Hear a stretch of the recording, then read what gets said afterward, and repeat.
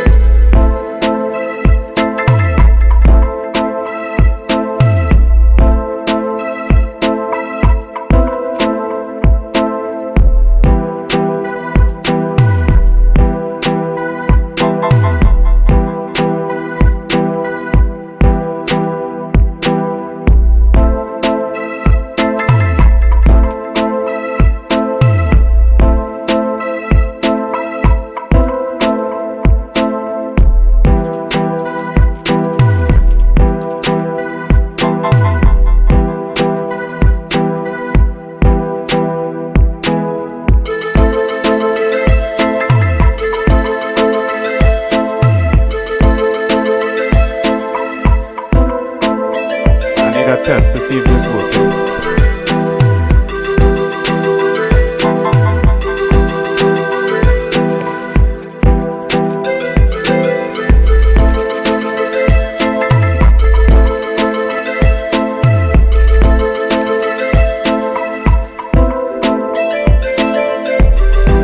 Sharon, it working?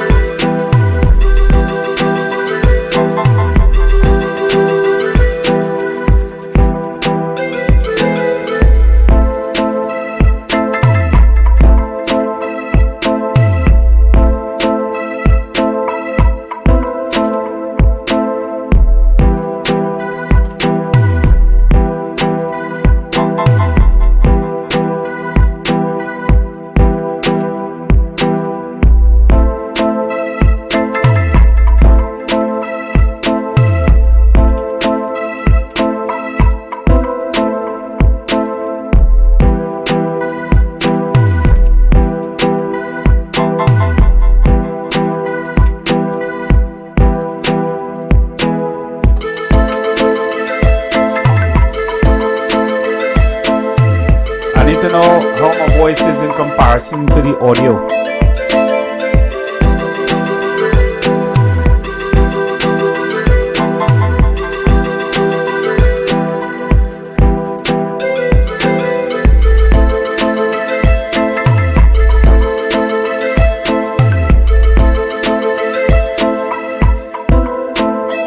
What do you know my sign, right?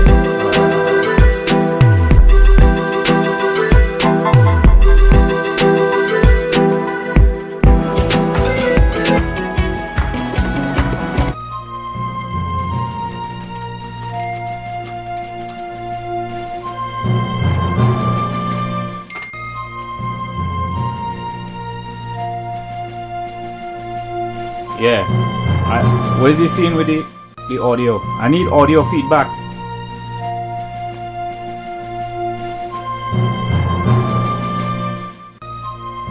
All right, the audio loader. What about now? The audio still? Various platforms at home and abroad. All right, the mine on. Once the again, mine on we now. are here to report on and to communicate with respect to our response to COVID-19. All right, the mine on. The mine Ladies talking. and gentlemen, today I go straight into the presentation by Dr. Hines. I must apologize for the absence of the CMO who 5 minutes ago had to leave for circumstances beyond his control. So, Dr. Hines, please, and then Dr. Richards, you will give us your report. All right, let me hear what they're coming with. Good afternoon, Honorable Prime Minister, Honorable Ministers, colleagues, members of the media, members of the viewing and listening public. Today I'm going to present the brief, both clinical and epidemiologic updates. As we would have seen, released yesterday at 4 p.m., as at the 14th of May, we had a total of 151,103 tests performed, of which 15,379 would have come back as positive over the entire time frame of testing. Yesterday's update in new cases was 565 new positives. Out of the total active cases of 5,214, we have 365 in hospital, we have 4,198 in home self-isolation, and we have 86 in step-down facilities. Where these there have been numbers come from? 265 deaths to date, and we extend our condolences to the members of those bereaved families. Also on this update, we stand at over 60,000 vaccinated persons with their first dose, and fully vaccinated people standing at 1,179. Looking, as we always do, at our epidemic curve, we see that we have continued in that upward trend, with the tallest bars, the gold bars on the right, representing the daily numbers for the month of May, and those being much taller than those for the month of April and for the months prior to that, with that rolling average continuing to increase. And looking at these numbers both by a weekly and a monthly basis, we see that that upward trend is reflected in each of these time scales. The important aspect of this particular graph, beyond the numbers, being that we can see where the positivity, meaning the number of positives that we get back for every 100 cases, is now around 43%, which indicates that 43 out of every 100 people that get tested because they've come for symptoms or they've come because of exposure come back with a positive COVID result at this point in time. Similar figures, different time scale, showing that the first 2 weeks of May have actually accumulated over 4,500 cases, and that exceeds the total for the 4 weeks of April and any of the totals prior. So we're seeing that upward trend continuing. And just for the month of May overall, we see that the percentage positivity is around 40%. I didn't know you all. This is an indication of the distribution of those who've gotten ill for the entire community spread time frame.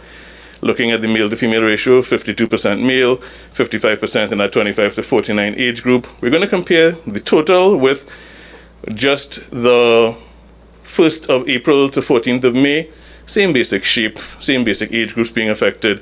And if you just look at the first 2 weeks of May, again, same basic shape, same basic age groups affected. A little more of a swing towards women, so there's about 49% women, and a little bit of an increase in that male 55 to 59 age group, but same people being infected essentially. You look at the deaths, and we see that there has been a swing towards a greater proportion of female deaths. So that whereas they were around 24% before, they're now at 34.7% of the total deaths. And we have seen that the older age group, which was the vast majority, nearly 70%, is now a little less, is now 64%, and there's nearly 36% of those in the under 60 age group contributing to that overall total of deaths. This is the geographic distribution, which stands as we've seen it before: population centers, more numbers.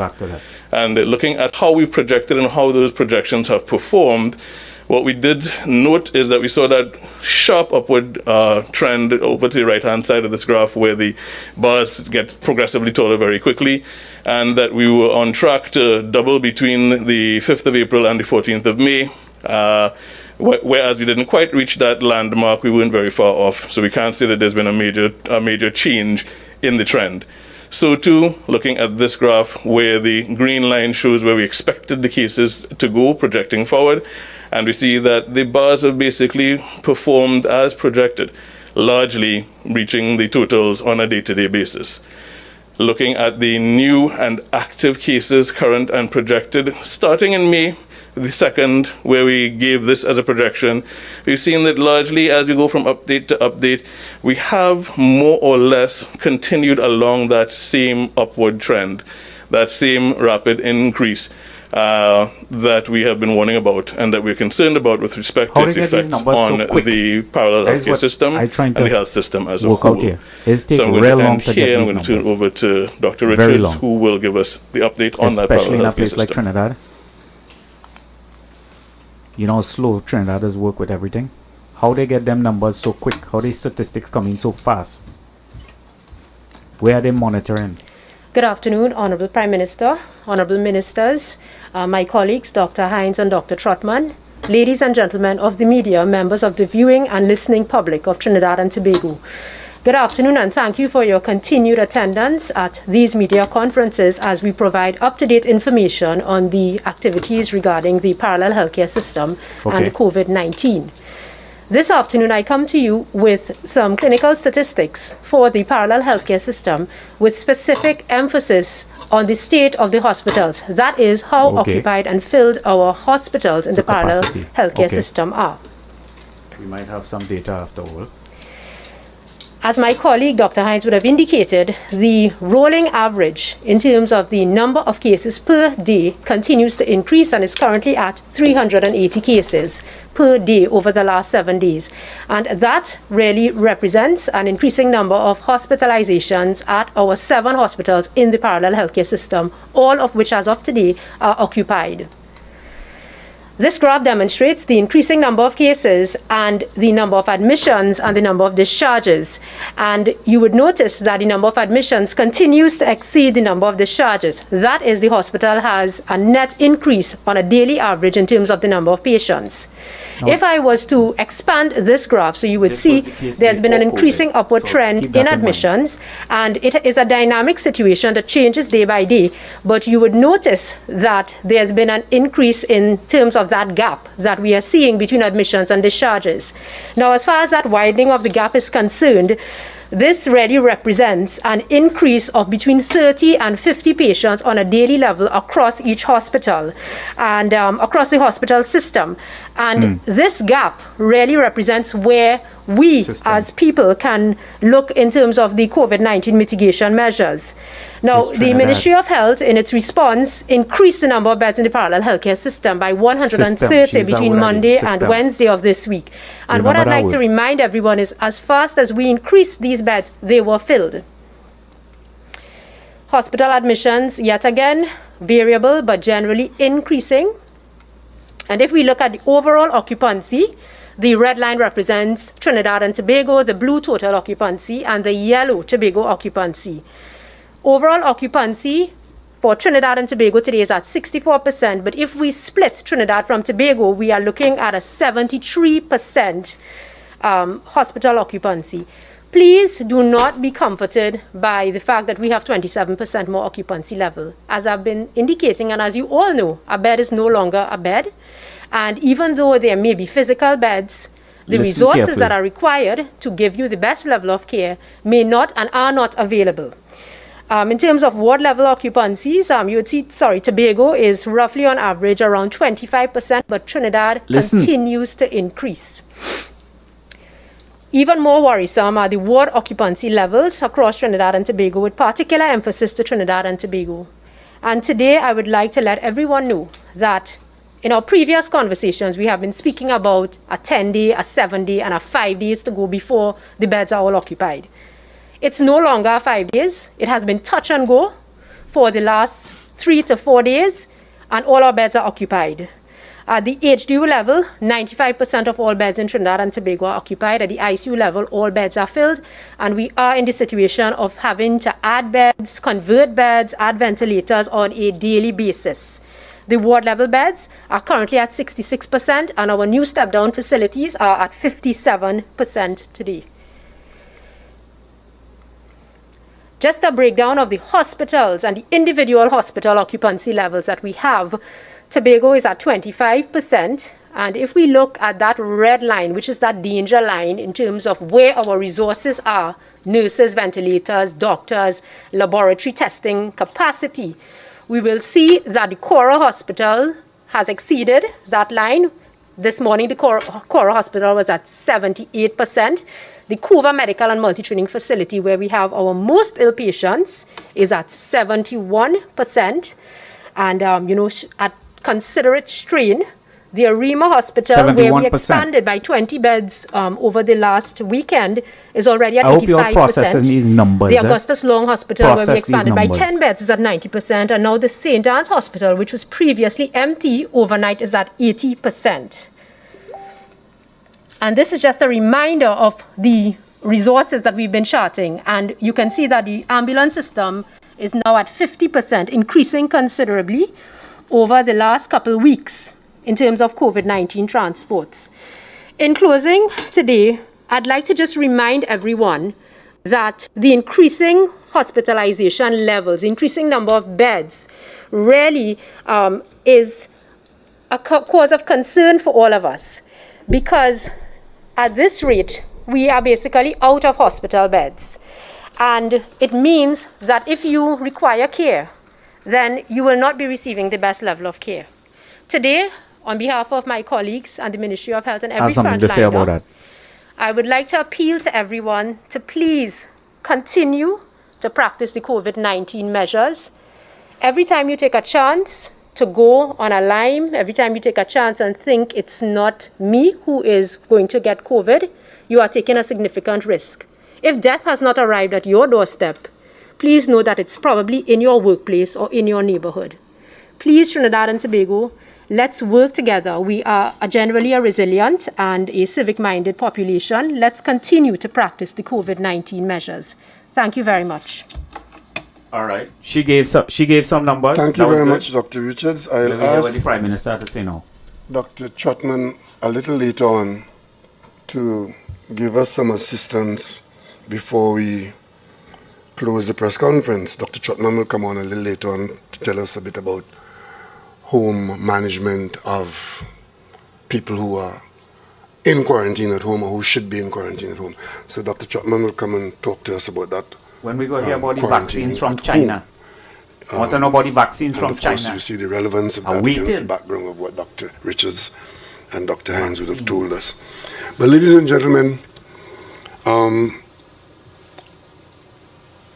we in Trinidad and Tobago pride ourselves in having a short memory. We have short memory. But I want to Trinidad. ask you to cast your mind back to the early days of this contact with you and the population, and me as Prime Minister talking to you. Okay.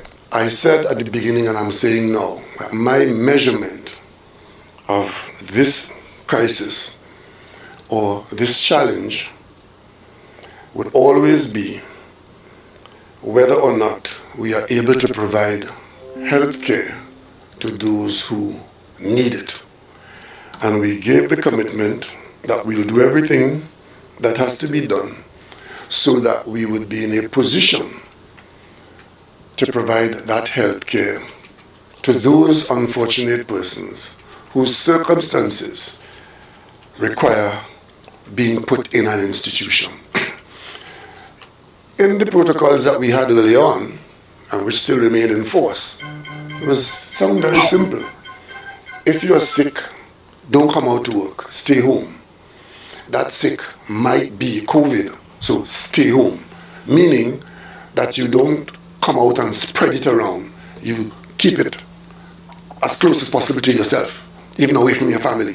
So we do know that there are a lot of people who are following that restriction, Right. not feeling well, staying home. I need a mic check from Probably the COVID audience. positive, more than likely, but they Am stay I home. sounding equal, But we also probably, know or lower than? that a lot of people who would have been exposed as primary contacts, and some of those primary contacts who may develop as positive COVID instances, would have been circulating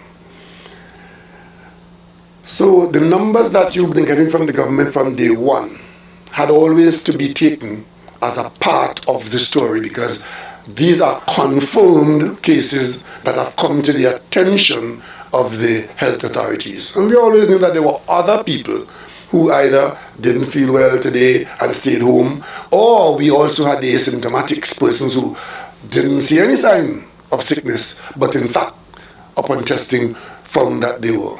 So that was the situation. So now that we are being told that our hospitals are as they have been described by Dr. Richards, the question arises, is the state still in a position to say that we will provide health care to those who want it? What cannot be said is that we did not put arrangements in place for a reasonable response, starting with, fortunately, being able to put in place what we call a parallel healthcare system.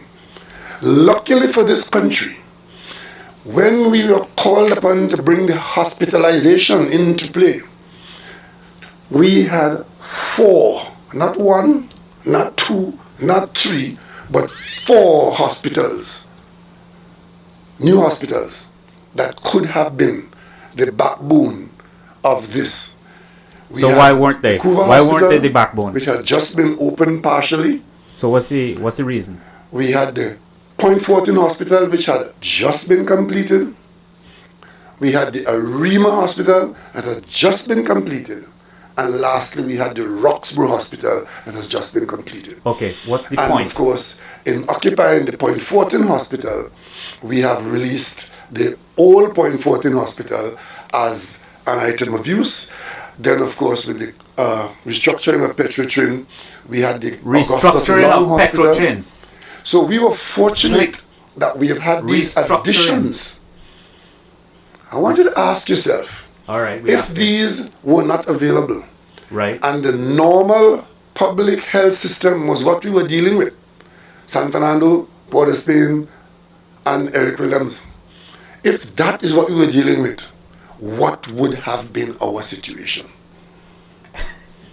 So as bad as it looks now, it would have been 100 times worse if the normal health system without those additions were not available to allow us to have the parallel system. And of typical course, politician they way. from a human response arrangement, see how we take that day and spin that? Last year, March into April, when the fear of this virus was very much in front of all of us, not knowing what the virus could or could not do, except we understand that it was going to be bad. Because that time we were looking at Italy and Europe, where it was very bad.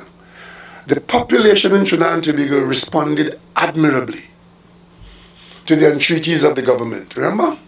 We had our lockdown, we stayed home, children were home from school, everybody was home, and it went like normal. And soon after, as the numbers remained relatively stable and manageable, we started to roll it back out and we came back out. You're going to blame all you. You're going to blame Trinidad. Watch. You're going to blame the citizens of this country. It's a different story.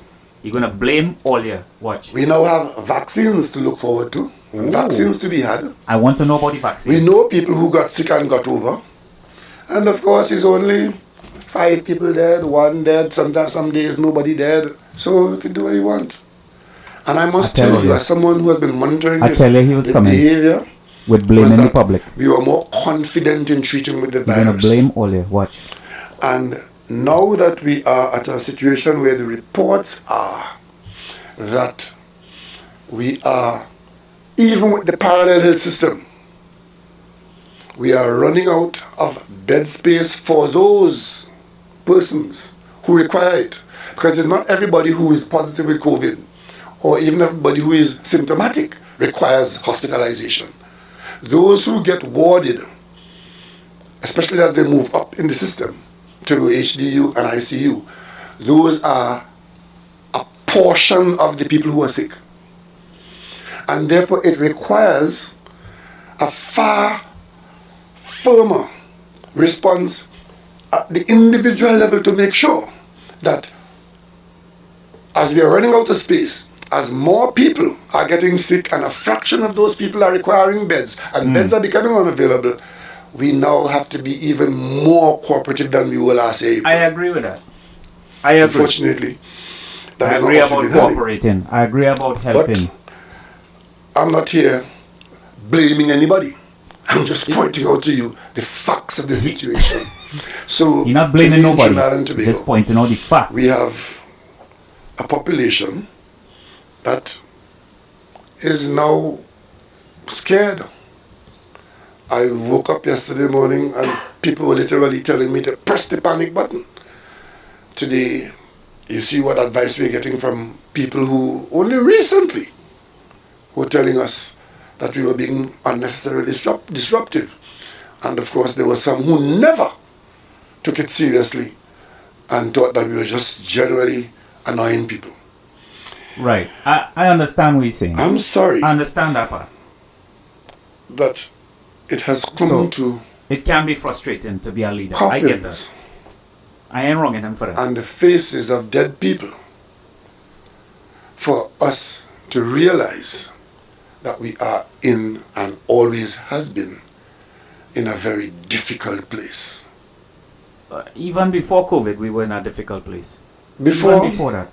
we were dealing only with numbers. But I think the population is at the stage now where the numbers are being seen to be numbers of people even known to you. Because some of the people, unfortunately, who have demised recently have been known to all of us, either in the work that they did, or the places they've been, or just who they are. So we're no longer dealing with numbers. We're always dealing with We are now numbers. dealing with 21 deaths in one day, and if you bring that down to per hour, it's almost one person dying every hour. Okay, so That Trinidad should be is a scared right frightening now. situation. That means your And of neighbor, course, if that is your allowed to friend could multiply, collapse right now, according to these numbers. if that is allowed to multiply, very soon we would be happy when it's only 21. Because it could go to a number where 21 is a great improvement. That's how it goes. Because the more Setting the we bar are low. Setting the allowing expectations ourselves low. to be That's his infected, job right now. that population of infected people would generate a larger population of sick people and will generate a larger population of dead Yes, people. that's how a virus works. I understand that. Most people may not. So, know. ladies and gentlemen, today we will do what we have to do Right. to further minimize the opportunities for infection, and we are expecting that with a population that is now even more responsive, that this is the time for us to take it serious, take it personal, take it home. Okay. I have had these discussions with the Attorney General, with the Ministry of Health. Unfortunately, CMO is not here with us at this moment, but we are going to make additional attempts to reduce the spread or the opportunity for spread of the virus. I understand So- all that. From midnight tonight, Trinidad and Tobago will be under a state of emergency. State of emergency. Involving There is the sound. Curfew, There from is the sound. then onwards, would be 9 p.m. to 5 a.m.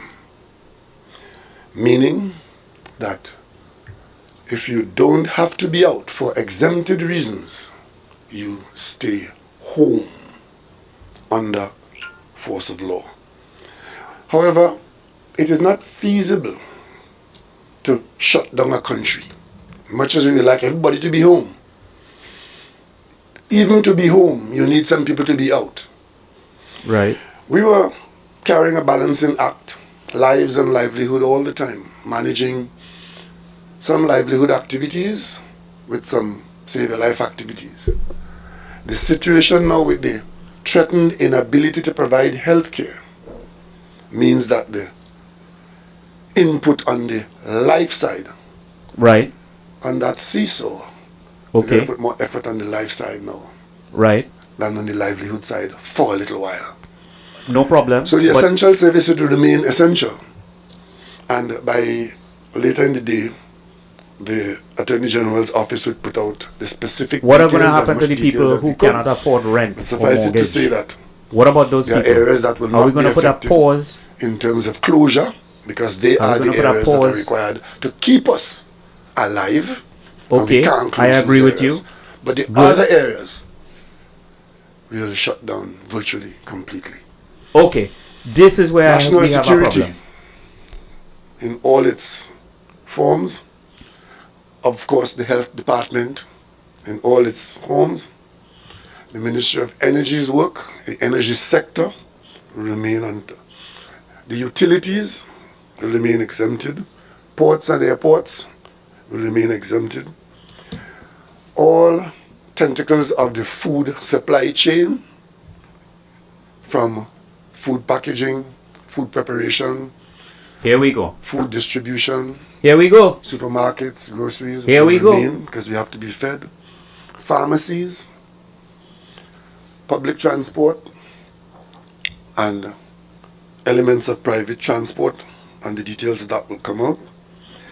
And of course, these are essentials to keep us where Right, we are the economy. at home. The And economy there may be one have or to two keep more going. that I will get have to that. be added as we go forward. People have to make money. And People if have to then pay you for are not bills. in those categories, If you're not in the like for categories, example in the he public may. service, we will determine which specific aspects of the public service will come out to support these entities.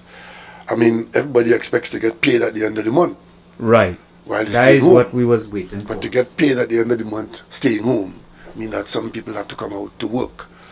We are providing support to people from the Social Services Ministry. Those workers have to come out to do the work so that the social support systems can function. And other areas in various ministries, those will be identified and made known. They can fix there's all no this, you point know. in They can do all this running and covering and electronically. saying, I want to be out, I should have been in, no. It is being thought out, it is being worked out, and it will be a system of support for systems that keep us alive. Ladies and gentlemen, we tried very hard as a population to avoid this, to stay away from this. But clearly we didn't succeed in doing it. Virtually every country in the world.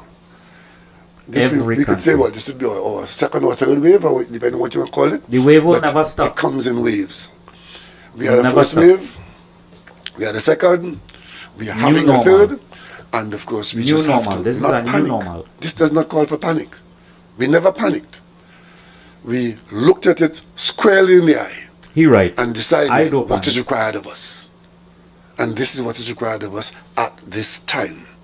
I agree. Now, with the kind of cooperation that I expect, these hard measures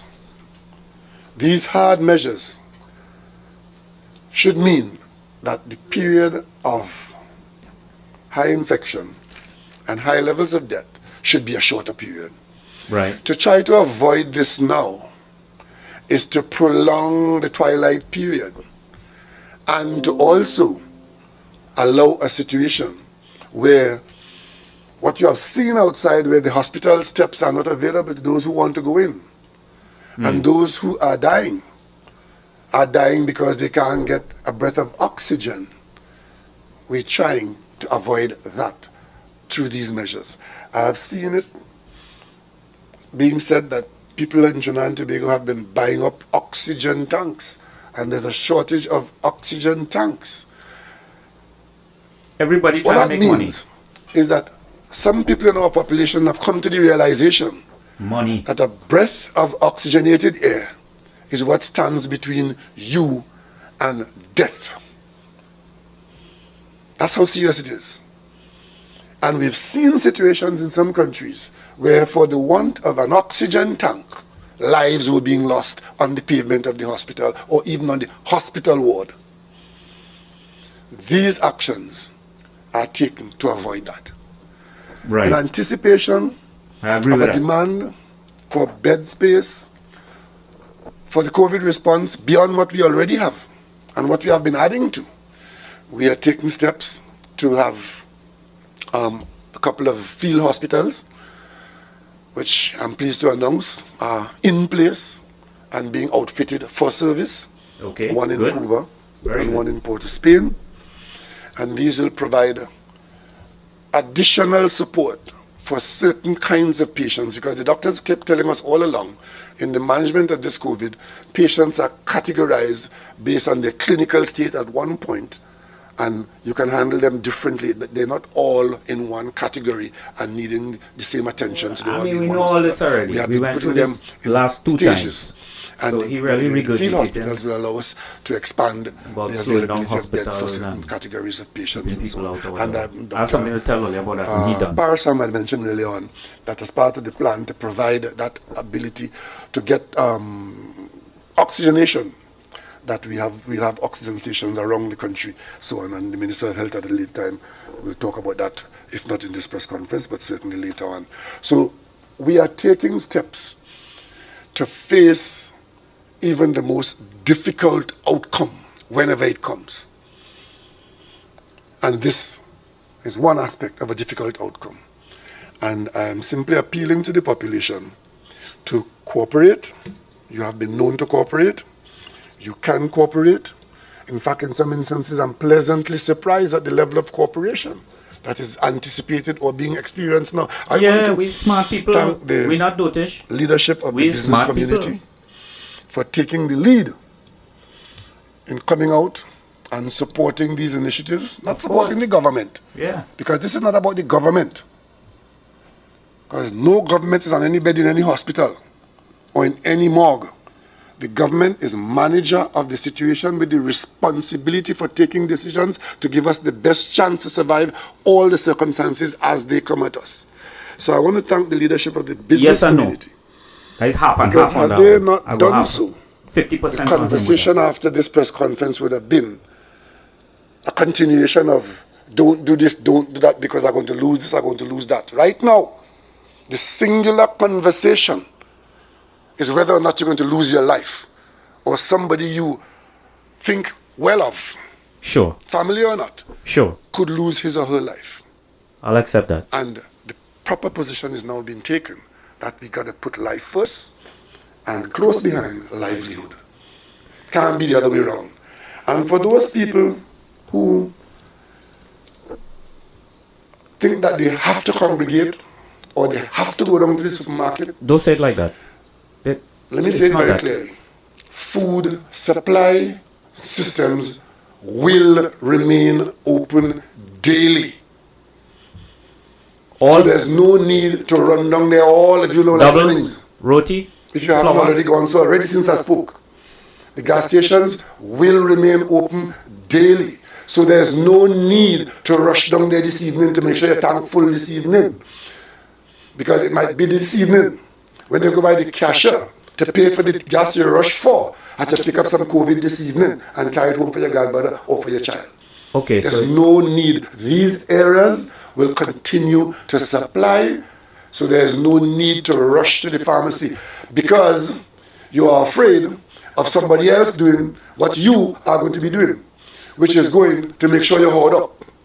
correct. And because when you hoard up, the word of shortages will spread. And it's Correct. now they rush down to get it. Please don't Take your do time. that. It is I not agree. necessary. Correct. I agree with that. Because you may get COVID at the supermarket where Correct. you end up in a crowd trying to get the last tin of salmon or whatever you went for. We had that with toilet paper here. And now And gas. how sensible would that have been? Exactly. All your dumb Spread it brutish out. people doing this stupidness. Stop it. You We don't got have some to advice that we should rush to shut get the everything. market down for a certain period of time and so on. To do that is to bring about exactly what we don't want. Exactly. Because if you do I that, agree with you, Mandy. when it opens, the rush is going to be there because it's going to be closed or it's going to be open. It's open all the time for reasonable hours. From 6 in the morning till 8 in the evening, every day. What is it you want so that you have to go there every day in such large numbers that becomes the place of potential infection? I also want to thank the Supermarket Association for assisting the government in understanding this and allowing us to manage our food supply in a way that getting food does not become the biggest threat to us. Right. We don't want to be fed and dead. We have enough food. We want to be fed The and supply dead. systems are good. Those who are getting food support, you're going to get it. I like that And one. if it I'll calls use for that a one. You little don't bit want of to be fed patience, and dead. this situation demanded more patience. It's almost a year and a half we've been fighting this virus, and we're still not seeing the end of it. Patience is required, but common sense has to be the essential. So please don't rush down to the gas station. Please don't rush down to the supermarket. Please don't rush to the pharmacy. And please don't hoard the food that's available for everybody. Correct. Take some and leave the rest. Correct. And if you need some more, later on go back and get it. But please stay away from crowds. Stay away from gatherings. I agree with that. Those exhortations from the very beginning remain in force. They remain in force. The personal behavior requirements remain in force. What we are adding here now are pulling the crowd off the streets, away from the unnecessaries. Right. Because I'm sure you know some people who have just been exposing us unnecessarily. Right. Some of those people, God forbid, Shout out to the could Trini end up crew in the statistics jumping on the of the live. ones who passed. Welcome. or the Keshava, ones who carried it. 6 outside. So I can't say much more on that score, except that we are there, I see the pool. and the Looking measurement that I've been using all along, which is the ability to give you health care when you need it in an institution.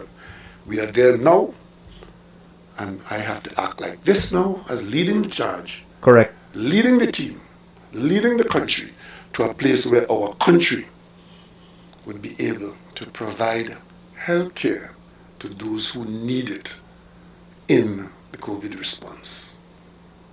With respect to the vaccines, we have the program on the way, and you've been told a lot about that. I just want to make one point here on the vaccine program. Okay. Let's hear Because it. the conversations are important. There's one conversation being fed in this country Right. about Trinidad and Tobago falling asleep on the job, and everybody else in the Caribbean have their vaccination well underway, and they have their vaccines, and they have and that kind of conversation could make people feel that you're not well served. And Right. it affects your response to the situation because you believe it's hopeless, or you're in the hands of incompetence, who are Right. the reason why you are in fact exposed and in fact could die from this vaccine. Okay. So Understood. I just I want to put respect the that. facts I out there, respect because that. facts are an endangered species in an environment where misinformation, lies, and fake news seem to be on steroids. So, as chairman of CARICOM, I have available to me the vaccine application as of 2 days ago in CARICOM. And this, if you could look at the table, for those of you who can see it, something jumps out at you because I tried to color code it.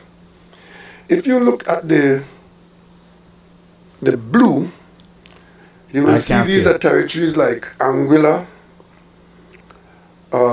British Virgin Islands, Tortola and so on, Cayman Islands, Montserrat. These are British colonies. And they are, in terms of receiving vaccines, they are part of the British support and supply system. So you will see that Anguilla, it is Anybody could see Anguilla what written on that? would have I got can't see anything. 10,000 vaccines Okay. available, He's saying 10,000 administered. vaccines. And you may say, Administered, well, how Anguilla could have 10,000, but Trinidad and Tobago only has 60,000? Anguilla is a handful of people. Well, that 10,000 would have come to Anguilla from England.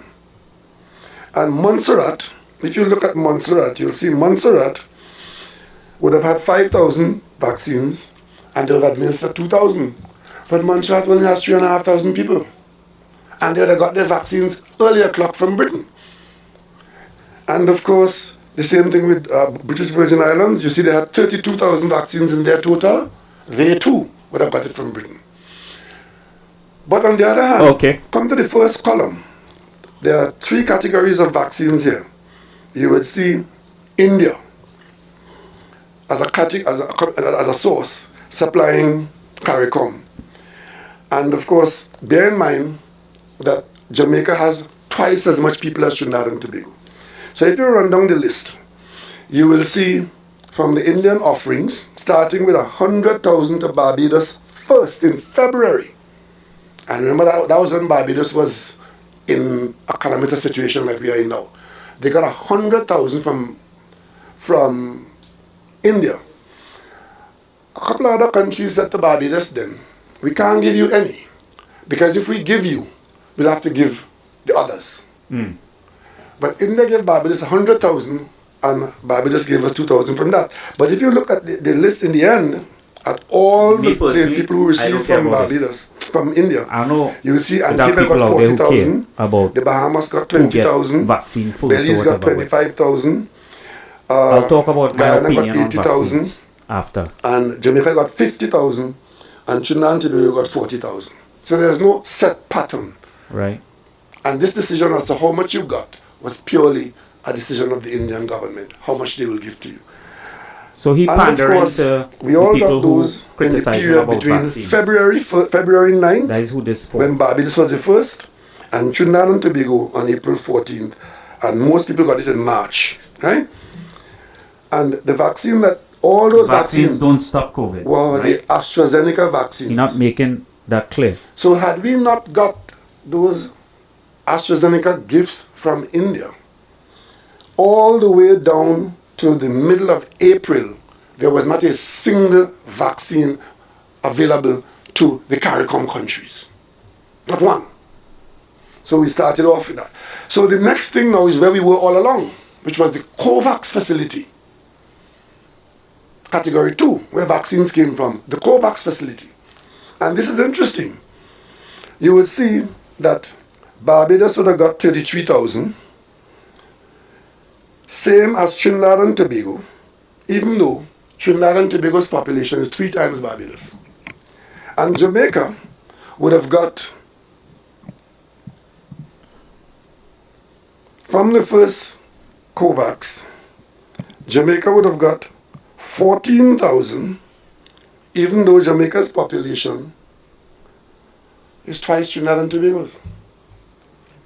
But interestingly enough, Jamaica, just about that same time, had got 75,000 vaccines from South Africa, because South Africa had shut down the use of AstraZeneca vaccines because of the variant situation, and they had a few AstraZeneca vaccines that were expiring, and they gave Jamaica 75,000 of that. Now, between the COVAX and the Indian gifts, the only other vaccine that came into this country, because we are now on the second tranche of COVAX, and again you would see Trinidad, you see the Bahamas, Barbados, Belize, and Trinidad and Tobago getting the same 33,600, even though our population is 2 or 3 or 4 times theirs. Because the decision as to how much you get is not ours. It's an allocation, because the COVAX is the world program. It's an allocation. It is my view that Trinidad and Tobago is categorized in that way numerically, because at the time when this decision was being made, our COVID problem was not as bad as it is now. In fact, it was much better. So we were actually being categorized to only get in this tranche the same amount as Antigua or as Barbados or as Belize, even though we had a larger population. Now, The only other vaccines that have been available to CARICOM people in Guyana, contrary to the government of Trinidad and Tobago that decided that we were only going to use WHO-approved vaccines, Guyana decided, for reasons best known to them, that they will use Sinopharm from China and Sputnik from Russia. If you're now joining, long before we're watching the Prime Minister of Trinidad and Tobago. And of course, Guyana talk used about the COVID 45,000 vaccines of that nature. Vaccines, and they were the only CARICOM countries outside of Dominica who also used got 20,000 Sinopharm. Well, it seems like he's talking St. about Vincent got Sputnik and one that I've never heard of before, one called Gamaleya. Or is it Gamaleya Sputnik? I don't know. Gamaleya Sputnik, right. But again, it was only 1,800 vaccines, but they used it. Right? We stayed with our policy of WHO, approved vaccines, and we're there. And when you come to the final position now, as of today, vaccine administered doses as of May 10th as follows. Antigua, even though they had a larger number, this is the vaccines that have actually been put in arms, put in shoulders. 30,000 in Antigua, 36,000 in the Bahamas, 97,000 in Barbados. Again, and that is because Barbados got their 100,000 in February in their peculiar situation, and nobody else got that. 47,000 in Belize. If you're now joining, just watching the Prime Minister of Trinidad and Tobago speak about vaccines it is part of the and the whole British COVID system. data Cayman Islands situation. After the program, I will give you all my 2 cents. Same reason. Trinidad, Dominica, 29,000. Grenada, 17,000. Jamaica, 145,000. St. Kitts Nevis, 13,000. St. Lucia, 31,000. St. Vincent, 14,000. Suriname, 41,000. Trinidad and Tobago, 59,000. That's amount of vaccines delivered, not COVID. It is quite amount of vaccine delivered is what he's saying. That we are in a place that is different to the rest of the CARICOM. To try to put that out there, bat out the Prime Minister, that's par for the course, bat out the government. But in terms of misrepresenting the facts, these are the facts. All right, I agree with him. The COVAX arrangement. Yeah, I agree. The man talking facts. We are in that's the his data, approved right? You can't arrangements, hate the man for that. and there have been no you don't have other to like the vaccines party. available. You don't have to like him, CARICOM. but he's just And stating the none facts. of these CARICOM countries have Take been the able to use emotions their out of private it. sector Remove your emotions. to go out and buy a single dose of vaccine for them. Not Trinidad and Tobago, not Jamaica, not Belize, not anybody in the CARICOM, because vaccines are not available for purchase. Correct. So when you pick up economists and put them on the television to tell the country that the problem that we are having is because we are not vaccinating. That's not true. The answer is to vaccinate That's and bring not the true. economy back. They're just annoying That's not the you. answer. It is not that we have the vaccines and we're not using it, or the vaccines are available and we're not getting it. It is that the availability of vaccines is part of the problem of response, not only for us. Correct. Other countries. And too. finally, I could tell you, I have been in contact with the highest levels of the American administration, as chairman of CARICOM, as Prime Minister of Trinidad and Tobago, in phone meetings, in discussions with politicians, chairmen of committees in the United States Parliament, and of course, people who are managing their show. The position is, for as long as they hold it that way, that they will not make any vaccines available to us until they have fully satisfied their own population. And Okay. of course, they control the supply at the various factories within their countries. And that is whether it's the UK, whether it's the United States, whether it is Germany. And of course, there are some countries who could place an order for 20 million units. And of course, the big We all know. suppliers would look at that. And those of us who need less than 1 million, they'll say to us, we'll talk to you later, maybe in July. Correct. We told you earlier on that we are part of the African Medical Supply Platform because they are talking to, in a large dose buying, with the actual manufacturers. That's still going on. The process is still going on there. I understand. And the I understand what you're saying. prospect of getting from that is now late August at best. Late August. So as of now, If you know anything about manufacturing, vaccine-wise, he's correct in what we he's are saying. waiting for policy decision I changes. work in manufacturing, so I understand level what he's speaking of. of Lead those time. who control the supply. Talking about And lead you will time, see how long it will take for the head of delivery, the WHO and who customers pleading in line first with to receive developed countries before not to Trinidad. vaccinate their children with the vaccines that are available, but to try and make those vaccines available to people who don't have vaccines, even to vaccinate their frontline workers. But it's Dr. Tedros is only pleading until the policy changes at the governmental level. This is only a request. What policy Just like the changes? request to allow the patents to be lifted so that the vaccine can be produced outside of the restricted area where they're being produced now, in the restricted companies who hold the patents. These are conversations that are still in the category of an appeal to those who control it. So we know that it would be a whole lot better, and it would have been a whole lot better if we had got vaccines from day one. But it was never available. It still is not available. So let us not use that as a response. And because you know that, it is more important to do what you can do, what is within your power. Correct. We have no power to demand that these people don't use the vaccines that they have to vaccinate their children who are not as exposed as other people are. We have no power to do that, except to go through the normal channels and make the diplomatic entreaties, and we have been doing that relentlessly. Only this week, I was in a very productive meeting with Chairman Benny Thompson, who is Chairman of the Homeland Security in the United States. Before that, CARICOM, I was in with Maxine Waters, who's working very hard for us. I mean, I'm very impressed. If she was a Caribbean MP, she couldn't have worked harder for us in Washington.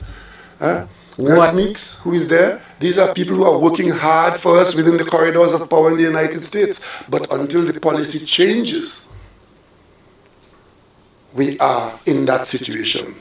So it sounds nice and it sounds sensible and wonderful, but the simple solution to vaccinate the population and get away from this situation. That's not true. The vaccine is not going to As stop soon the as the problem. vaccines People need are to get out available of that to us, mentality. And It's we're not not going to relying stop on the problem. gifts. We want to purchase vaccines and we can't purchase it.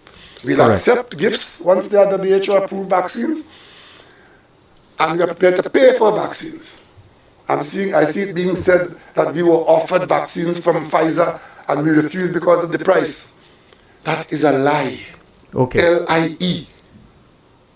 Facts. All right. We never were in a position to buy vaccines from Pfizer, and we didn't do it because of the price. We were in conversations with Pfizer, with the understanding that we may have been able to buy from them. They eventually said no, it's not available. And of course, there were indicative ideas as to what the price might be. But there was never a situation where we did not get the vaccine because we didn't choose to pay for it. Because I tell you, from this platform I told you earlier on, we will do what has to be done, and even if we had to go to the Heritage Fund to take out money to pay for the vaccine, we would have done it. But we don't have to do that. We can do it without that. And if we have to do that, that's an option that's available to us. So it's never a case of not wanting to pay. Who is mad enough to have money in the bank and sick, and you have to buy medication to save your life, and say, no, I'm not touching my savings? I agree with that. Ladies and gentlemen, I agree with what he's saying. I believe him. I believe him. been Because I know what's going on behind the follow scenes with Calypso other for a countries. long time, since And I it's was the in same France. problem. And today, 2 Calypsonians have come to my aid. One, Brother Mudada. And he simply says, the thing ain't care. The thing ain't care about nobody. So understand that nobody is exempted from this. Correct. And Devon Seals has come to my aid to appeal to you. And he said, in his calypso, he said, don't jackass the thing. Understand? Yeah, I agree with you. I know you know calypso like I know it. The calypsonians have spoken, not just the Prime Minister. We are in serious difficulty. We have always been, but not in as deep as this. But we can manage it if we do what the common sense responses are. We're not inventing any wheel here. We've done it before last year, Right. and we'll be called upon to do it again now. And that is all I want to say today. And you will hear a whole lot more as the Attorney General and his team puts the details of what I've just said about a state of emergency and the restrictions that are placed on the movement. Let me know in the chat Now, if you want to some continue people hearing see the rest of this this or you as want my punishment. take on everything so far. But the real reason is not punishment. Let me know in the chat if I should It cut is this to off or allow it to keep reduce place. the movement and gathering of people down to the bare bones, where the bones are the essential services in their various forms, as will be described by the documents that will come out later on and the clarifications that will be given. All right. I don't have anything else to say today. No problem. And Minister You said all you of could Health, say. do you have anything to add? It is... I mean, don't drag it out, man. Hurry up and leave. I mean, the Um, people just want we the have a facts few and then cut the questions. talk and move on. I mean, we are really cater. I mean, Maximum 2 questions. Oh, sorry, Dr. Trotman. Because Yeah. of what I've just said, we expect people to be home. We don't expect all the sick persons to be in the hospitals. right. We expect a lot of sick people to be home. Dr. Trotman will tell you how to manage that. Okay.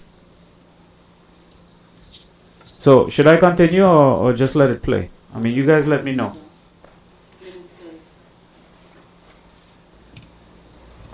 I mean, I could Honorable tell Prime you guys Minister, how to.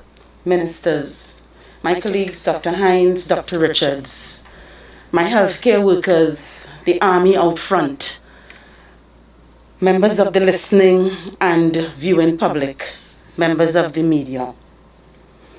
The Prime Minister would have said last time we spoke, he quoted Isaiah 26:20. Go into your homes, stay, and wait until the storm is over. Bible scriptures. We are at that point now. And I am asking that when you are at home, that you keep the principles that we stand on, that I know will be there with and without the vaccination. Even at home, you have to go ahead and isolate even with your family, especially if there is a sick member at home. Masking, distancing, making sure not to share utensils, eating utensils, bathroom facilities, washing your hands, keeping your surfaces clean.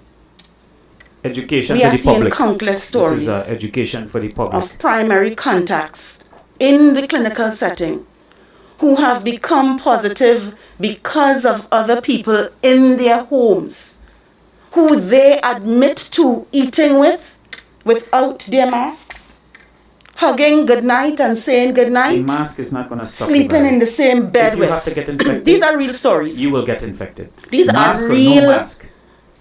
Vaccine or no vaccine, descriptions you will get of infected. the patients that That we is what you see. need to keep in mind. It is critical that when you are at home, that you go ahead and you home isolate with the same sort of diligence that you do and that you continue to do in the public. Distance, sanitize, and mask. I thank the Honorable Prime Minister for the opportunity to freeze this movement. I beg the population for us to indeed freeze. We don't need the police. We don't need the army.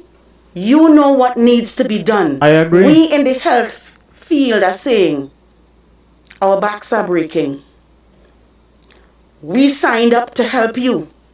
And when you come to us and we can't help, we can't do what we have put our lives for. In addition, I want to point out that the 4,000 plus people that are home with COVID, some are asymptomatic, but some are sick. And we have to respond to those people also. They are not just left there. They are monitored by our doctors and responded to by a healthcare system that embraces them if they no longer fit the criteria to be home. And we want to be prepared, and we can't if the hospital admissions keep going up and up and up. I want to again thank the Ministry of Health for the step up, step down units. They have given us a chance to catch a breath. Those people are not going home. They're going to another facility that allows us to take in the acute care person. But I do want to highlight that a lot of these people that are coming in are ill. A lot of our patients require HDU and ICU care. You don't need to be there. Just don't get You COVID. guys in the comments, let me know if you're ready to And cut. COVID won't And spread maybe if give you my don't 2 give it cents, or if you the just want me opportunity let to it go play. from one to Because the this is a other. kind of a repetition I of implore you, everything everybody talking about. More so- of us are at home, more of us are ill at home. Please, isolate at home. That means if you have a sick member at home, you are to be masked. Okay. If indeed you are home, you are not to share the same bathroom, and you are not to share the same eating facilities. You are to diligently clean your surfaces No problem. and wash your hands. No problem. Simple. Last but not least, Take precautions. Do what you can. I am still hearing the Be stories responsible. on the deathbeds of people who are in parties. We know, we've heard about curfew parties, we've been here before. Don't be a part of that. There are people who will try to organize themselves, but that again puts a congregation together. Right. We don't want any more deaths. We want to save lives. We need you in the community at That's something this to say point about that we after. are to join us as we did before. We are going to beat this and rise again. But when your opportunity comes, vaccinate. I know you're seeing a lot there. People don't have to wear masks in America and this and that and the other. We need our masks now. We need to sanitize. I feel sorry for this We lady. need to distance. I really feel Thank you sorry for very this much. lady. She's a doctor. She's a doctor. Thank you very much, Dr. Trotman. I have Dr. just put up that Trotman. slide Remember the there name. from an article that was published in yesterday's No, I get the point. Express, coming out of Washington from an expert at Georgetown University. And the headline reads, "Vaccine shortage may last for years." That is not CARICOM saying that. That is not saying me saying that. That is a fact as determined Why is there a by picture the of experts satellites in around Washington. the Earth? But interestingly enough, if you go to the last line in the Look at article, that. There's a it picture of the concludes, Earth. there There's is simply satellites not enough vaccine this to article. go around. But if you look at the paragraph at the top right-hand corner, that is Okay. the gist of the whole thing, where it says, the United States, European, and other wealthy nations What about now? Is my voice okay long now? ago pre-ordered nearly all the doses available. And now other countries, even with the money to buy, are at the back of the line waiting, said Matthew Kavanagh, a global health policy expert at Georgetown University. I tell you this so that the go-to people in Trinidad and Tobago Right. who run into the television every night and talking about we need to vaccinate the population, vaccinate the population. With what?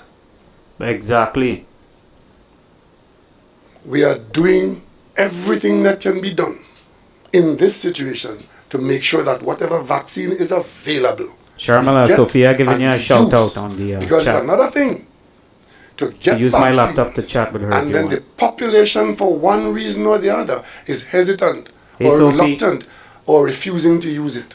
I'm today appealing to the population to do what Dr. Gopi Singh has said. And Dr. Gopi Singh is a very experienced doctor in Trinidad and Tobago who came out of the political arena to tell you, use whatever vaccine is available. Because for this purpose, once the vaccine has passed muster at the WHO, a vaccine is a vaccine. And of course, for those who will tell you this vaccine have this downside and this side effect, every single medicine you use can be so categorized. Even water, you drink too much of it and you drown if you're in the wrong place and you can't breathe at the same time. So let us be mindful, be careful. What you use as a medicine into your body is your right. That is your fundamental decision, whether you take healthcare in a particular form or not. So I could only encourage you because of the benefits to be had.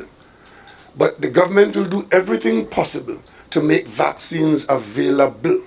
We have not called you out in your tens of thousands to line up to be vaccinated because you don't have the vaccines. We have called you out in relation to the vaccines that we have had. We have put stations around the country. We know 28 stations not enough. Maybe 280 is what is required. But if we have 280 stations and we call you all out and we don't have the vaccines, the next conversation is no vaccine and then you waste my time. So we're managing the situation. As I speak to you now, we are making transportation arrangements to bring in 100,000 of the Sinopharm WHO If anybody interested in vaccines having a from China. conversation with me after I'm this, asking you, if I you can do not have put you on the WhatsApp, call you in. a reason that and satisfies you, I'll patch you in and you can because talk, not everybody express your feelings about it. is without a medical condition Keep that in mind. may cause additional pause or may want to have a different vaccine for that particular of course, purpose. Sophie. But in You're right. general, But especially the average person doesn't if know that you because they're not doing do their not research. have They're not some researching. No one's researching. a condition unfortunately, that spell that out to They are you. at the mercy and of what if you these are people not say. out there exposed, especially Nobody if you gonna are go in on the to a search on the frontline side effects service. of vaccines and deaths of vaccines, and nobody's take checking. the vaccine, because our best way out of this Nobody's checking anything. is the one position I agree with. First, he's with the saying people. there's no vaccines. You can't get When any all is said vaccines. and But done, by the way, when we do get one it, thing you we need know to take now it. is that our best way out of this But yet as of somehow- now is to get as many people vaccinated, which reduces the ability of the virus to happily jump from person to person. That's not and true. if you do get sick That is a as flat lie. vaccinated That is a person, lie. the level of your infirmity would be That's a lie. reduced, and you may not need or the It statistics will show not stop you infection. More than likely will not It need is not going to hospital stop care, infection. and you certainly will not need HDU or ICU care. So there's a benefit in the vaccine, and the more people in the country that get vaccinated, the stronger the country Correct. will be He didn't in talk about responding as an who is the entity supplier, to the virus. who is the And then we manufacturer, can go back to what doing country is the all vaccine the coming things we from, want to do that when are we they must do, as some people will He's tell not us. talking about So it at the all. vaccination program is an integral part now of our response. Okay. And as we get the 100,000, we'll be using it up. And then as time goes on, the weeks go on into months and so on, we should be getting a supply in. That It makes is no my scientific sense expectation, to me, given where I am what he's in saying. the corridors discussing what is coming to COVAX and how If we have COVAX less is than being 1 million seen people in Trinidad, and other possibilities, 100,000 by the vaccine time we get a little further down the road, should be enough to achieve and herd of course our immunity. friends are fully vaccinated, If we it talk in that opens the way. door But for us to be getting this more is vaccine. this is a money-making thing. I don't want to put a date or a time, but it is not an unending dark tunnel.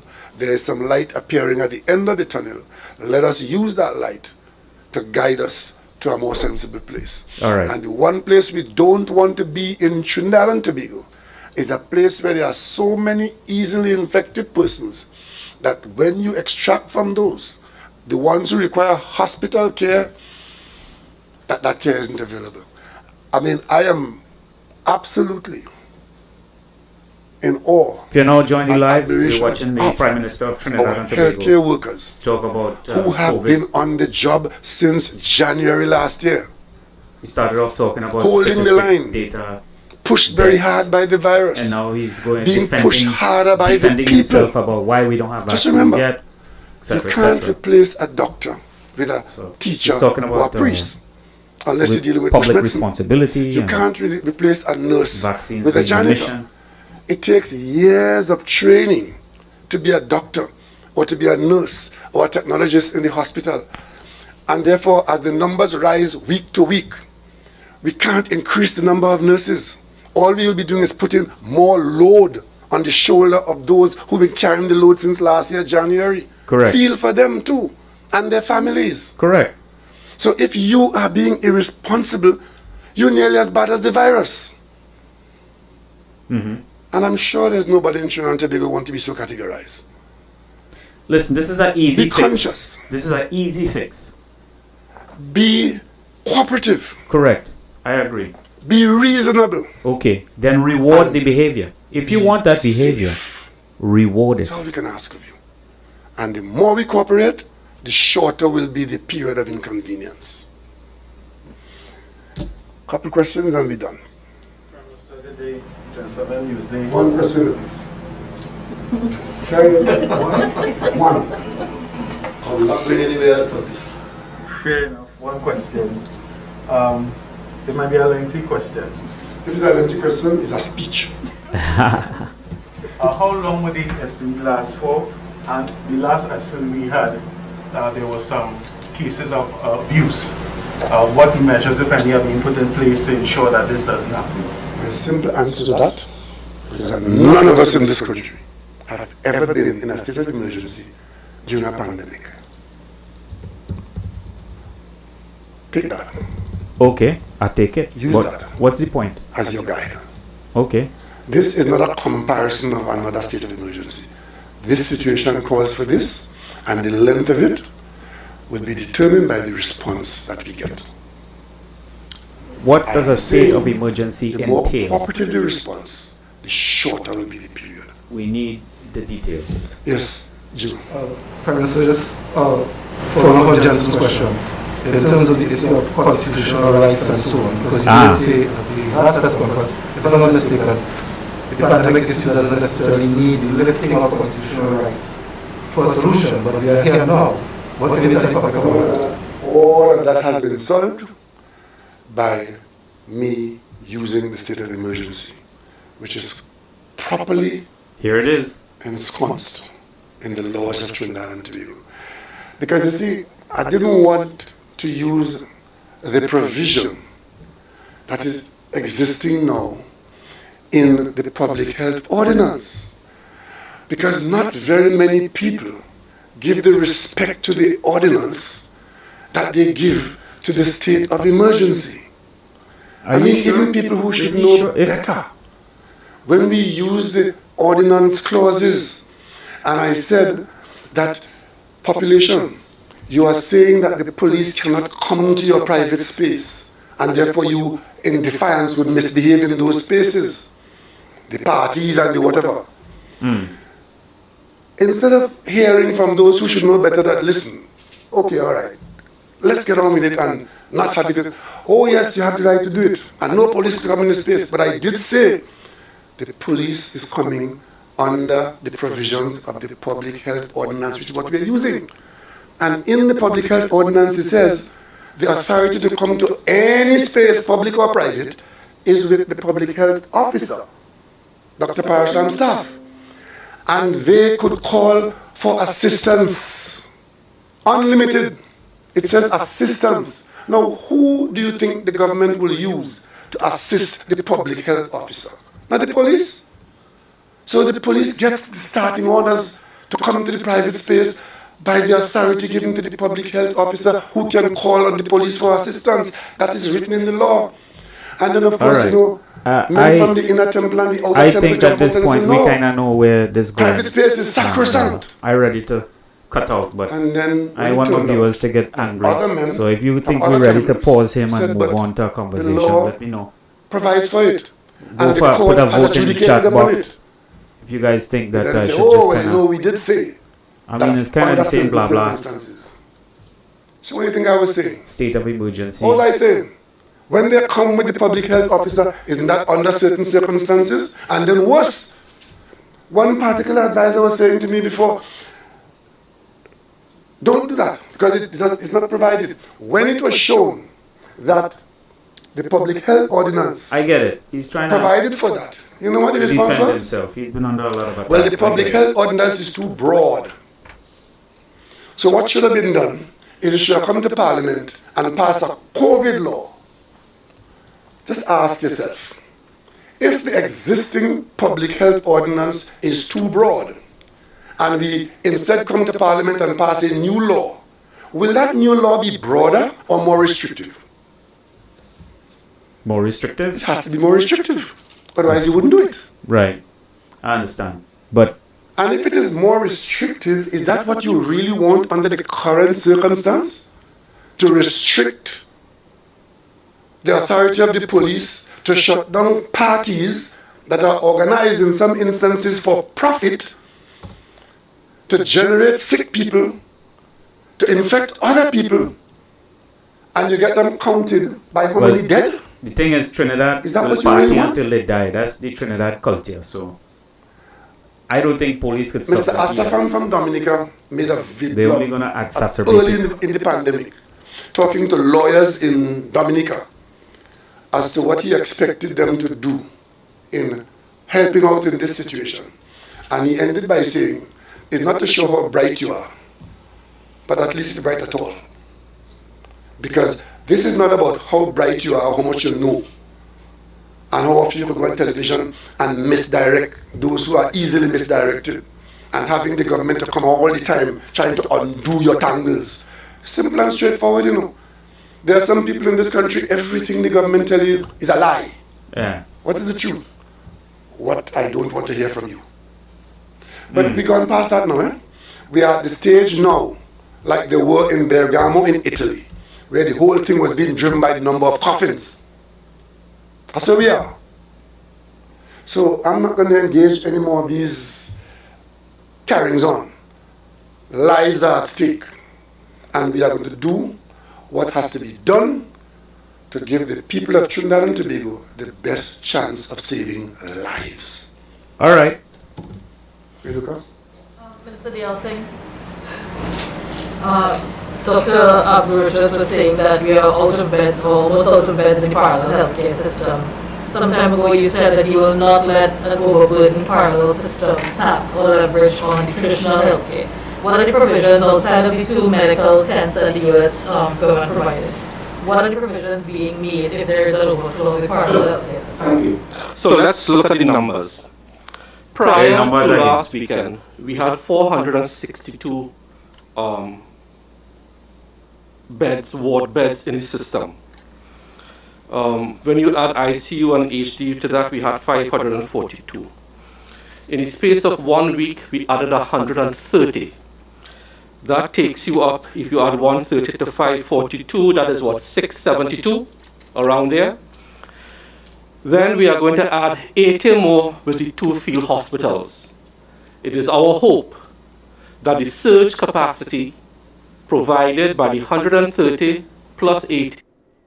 Okay. So, I mean, I kind of fed up right now and I already hear everything I have to hear because I accustomed hearing all this bullshit. This is a regurgitation of what happens here in the US, what's going on in the UK, what's happening in Europe, what's happening all over the world. It's the same playbook, play by play. I really wasn't shocked to hear anything I heard. I kind of knew what numbers they were coming with. I mean, I had some questions about the numbers in the beginning when it started. So, you know, I wish all the best to Trinidad. I wish them luck. We here in the US dealing with the same stuff. But what's interesting to me about Trinidad is the numbers game. Because Trinidad is such a small enough population that you should be able to see the numbers they are talking about happening around you on a daily basis. You're supposed to see people, your neighbors' friends, your neighbors' cousins, your cousins, uncles, aunts. People should be dropping like flies with the numbers they just give, right? Those are big numbers, right, for the statistics they give. They say in the hospitals at full capacity. But earlier there was a lady who said, if you go back to the beginning of the life, there was a official who said that we have increased the amount of beds, but even if that bed is available and you are sick with something else, you will be turned away because that bed must be reserved for people with COVID. So what that means is you could have a whole hospital full of empty beds, right? But because those beds are reserved for cases, you cannot get treatment for whatever you might have, whether it be cancer, diabetes, whatever illness or issues you're dealing with. On that note, I want to talk about something else, and that is if you all are trying to come at this in the best way possible with this virus, listen, you're going to get sick no matter what. We are all going to get sick no matter what. We can't run from it. I know a lot of people who already got it, right? I've even known people who passed away from it. The people who passed away from it had some kind of genetic underlying condition or disease that they had to fight, right? So it's not just COVID that you need to look out for, man. There's all kinds of other stuff going on in the world today. If you look at the statistics right now with the WHO and the CDC, death rates, going back the last 5 years to now, they're not much different. The only difference is now it's labeled COVID instead of cancer, accidents, whatever. And then the last thing is those numbers are derived from every death with COVID, right? This is what the politicians are not telling you, right? They're not telling you the full facts. They are saying that they're giving you facts, and they might be right to a certain point. They're giving you what the public needs to hear because they're trying to reduce panic, and that's okay. I respect that.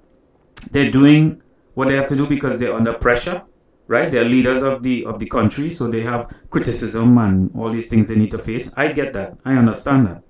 I'm not against them for doing their job. That's their job. My only query is why shut down small businesses, people who are actually taking precautions and wearing the masks and doing all the 6 feet distance or whatever, and only keep the large franchises open, KFC, Price Mart, Cineplex, all the big multi-million-dollar complexes, they get to remain open for COVID. And all these small little tiny businesses all over Trinidad and Tobago, people who are struggling to pay rent, mortgage, they're not able to keep their businesses open. What's the difference between COVID spreading in their business and COVID spreading in Price Mart? What's the difference? Right? He says he doesn't want to create a panic.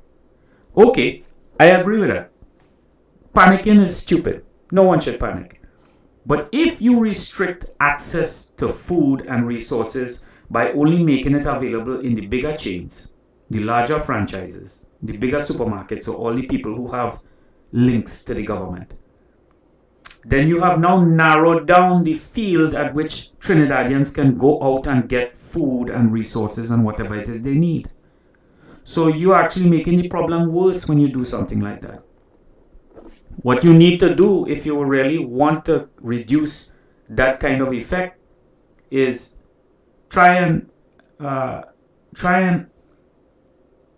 just make sure everybody follow what they have to follow, the protocol. And people are scared, so people will follow whatever protocols are in place. I don't understand where they're coming at with, people having parties or whatever. To be frank, the people who are doing that kind of stuff, it turned out to be people in high class society, the politicians, people who have connections in government and all these other places doing these kinds of behaviors. The average common man in Trinidad and Tobago, man and woman, they're busy trying to keep their head down, make $1 to survive, to pay the loans in the banks that they have for their homes and mortgages and electricity and bills or whatever. Those are the people who are going to suffer. So if this was truly, really about protecting the citizens of Trinidad and Tobago and the economy, then you would have had some kind of measure in place to say that anybody who has a loan or anybody who has a mortgage or whatever, there will be a pause for the period of such and such until we can put everybody back out to work or whatever. We tried that here in the US, but it didn't work because the banks had a clause in there that took your home anyway because they tack interest on top of the amount of time you didn't pay. So there was no moratorium. So we already know the scam. So there's a lot of intricacies and little details that people aren't really paying attention to or understand what's going on. And they're not able to question it because they don't know what to look for, what to question, right? We don't know how to deal with this whole vaccine thing. Everybody, And the Prime Minister was correct in what he said when he was saying that how rumors are spreading about he didn't take vaccines from here and he didn't take vaccines from there. And I didn't know a lot of the stuff he said, and so he was right. You know, he actually made a very good point. Closing the country, so they run, hold on, let me see what Sophie says here. Closing the country, so they run to vaccinate to go back to normal once vaccines are available, and also they are testing how much control they have over people. That's correct. I agree with that. I mean, it's kind of obvious. And they even had some kind of doctor on there. Hold on, let's see what's going on here.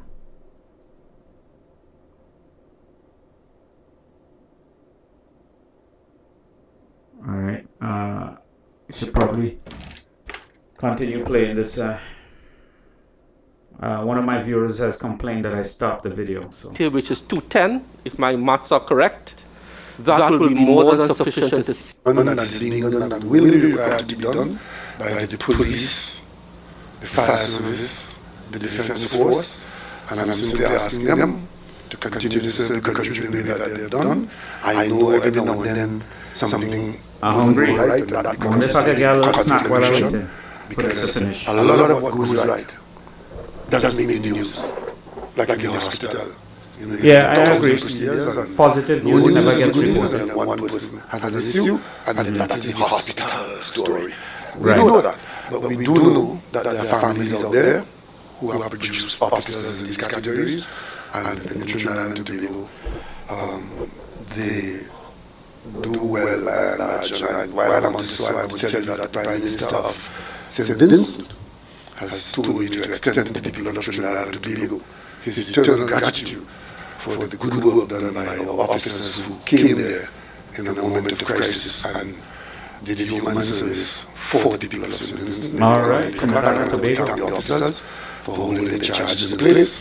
And this is yet another time that Trinidad and Tobago Defense Force personnel have gone to Caribbean locations to assist and have distinguished themselves by the discipline and the contribution.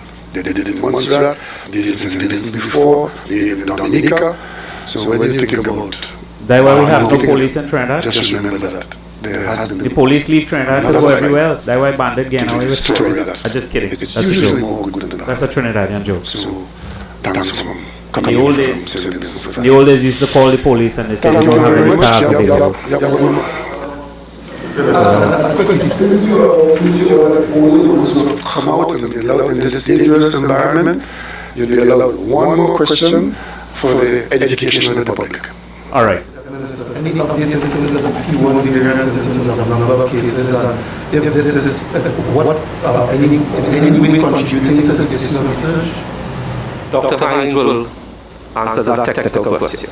Okay, thank you for the question. Now, as we said before, the testing capacity to verify whether every single case is a P1 or not is not available. We will continue to compile data on the more severe cases and the fatal outcomes, and when that data is compiled and available, we will share it. What I can say, however, is that irrespective of whichever variant is in circulation, the way that the virus is transmitted has not changed. In fact, if we are seeing, as some of the evidence does suggest, that the virus may be more transmissible, meaning that it can spread from one person to another a little more easily, and what we are also seeing is that we need to be even more vigilant and even more stringent in taking the existing measures to prevent spread seriously. So regardless of whether it's the P1 or the Wuhan variant, the measures are our way out of this until such time as we have additional vaccination and other things in play in the population. So we will provide the updates as that data is compiled, and we'll get back to you on that. Echo. Is this going to affect the rollout? Is the echo on me or the audio? The time for vaccine in any way? Yes, thanks. Okay, so the expected, don't hold me to a date, because weather, flight delays, crew changeover is coming from Beijing. The expected arrival date is sometime late on Tuesday night. Assuming it arrives on Tuesday night, it will be in our warehouses early Wednesday morning.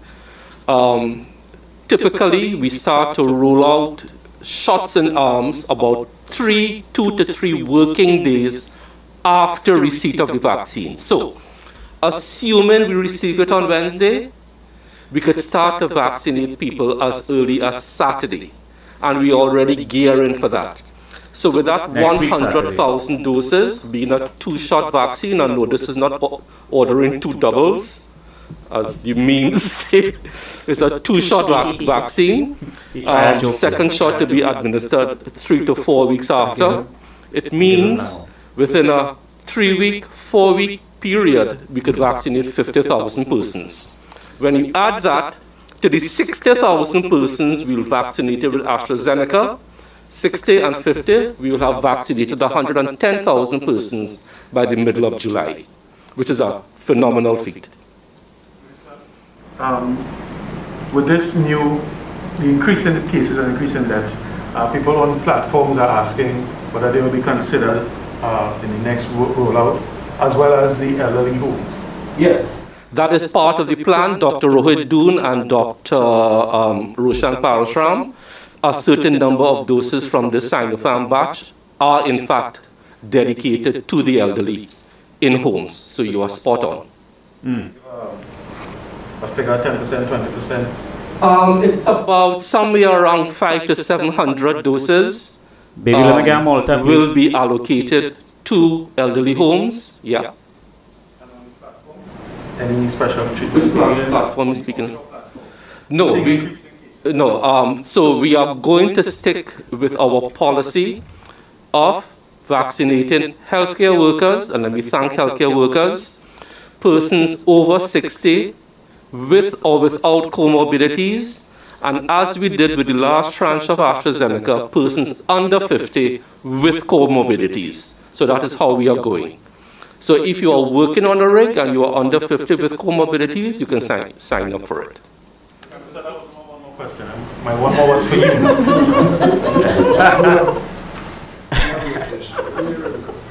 Well, so mine is actually about the loan that we took from China. The loan on China. That's what I was waiting we for. didn't specifically take a loan for the vaccine. We were in the process of getting a loan from China as part of our international borrowing from the budget arrangements. And what is happening that since that money is coming in, already approved and all that, we will just pay from that account. I was just seeking clarification. Last question is here. Okay, so he's saying that money was borrowed for other things. In terms of the... But they're just going to use that money to pay for the vaccine anyway. Yes. So there's no, at this point in time, there's no interchangeability between vaccine brands or vaccine types. What's up, Keshava? So persons who receive their first dose of AstraZeneca are guaranteed a second dose of AstraZeneca. Persons who receive their first dose of Sinopharm, so when we vaccinate 50,000 persons with Sinopharm, we hold back 50,000 for their second shot. There is no interchangeability. Well, thank you very much for coming and facilitating our press conference. I simply want to say to those persons who have lost loved ones and associates that we got to get on with the job, but we do so hearing and bearing some of the pain. We hear your pain. And for those who are demanding that we do more, we do as much as is reasonable, as is reasonably available, affordable, or for those of you who know that you're doing well, we continue to rely on you to not give up. Keep on doing what you have been doing well. And having said that, I remain confident that together we can work our way out of these situations. I thank you very much for your attention. 7 miles off the coast of Venezuela. SOS, SOS, mayday, mayday, mayday.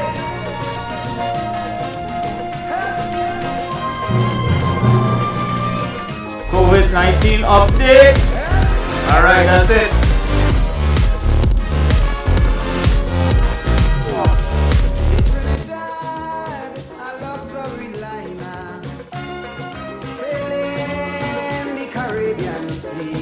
All right, end of the show. What's going on? Oh, Chanky soon, welcome. Oi, oi. What is that? What is what, Sophie? All right. So I guess we know. Captain, ship is sinking. So where we at now? Anybody want to give me some updates on what we learned from this? What we learned from this whole breakdown here? I will let do a WhatsApp call if anybody wants to. The other vaccine is from China. We don't know the name. I can't remember if he said a name. Actually, I might have to go back and see the live. But it was a Chinese manufacturer out of Beijing, and he said that basically, if you had the AstraZeneca shot, you do not qualify for this new 100,000 coming from Beijing. And then they asked him, how are we paying for the vaccines? And he said, well, we already had a loan. He did say it? He said it? Let me check. Let's see if I can find it. Captain.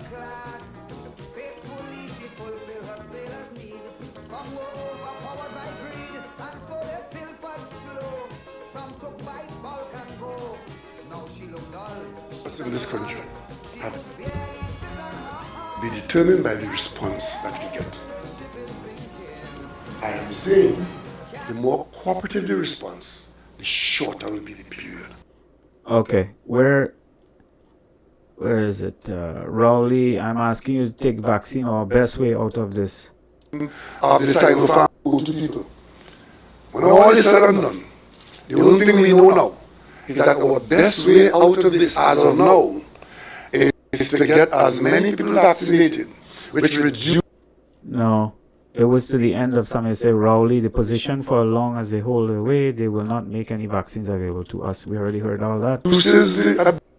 These are all snippets. This one says how long the state of emergency will last. We don't care. The whole damn world is on lockdown. Where could I find?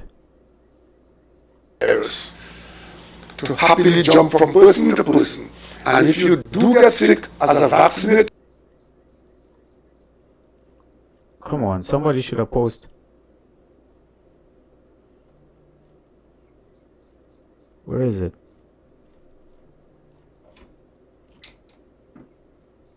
Yeah, what I got here? No, the whole video is not there. Somebody is basically making clips of the video and putting it up. So the whole video is not there.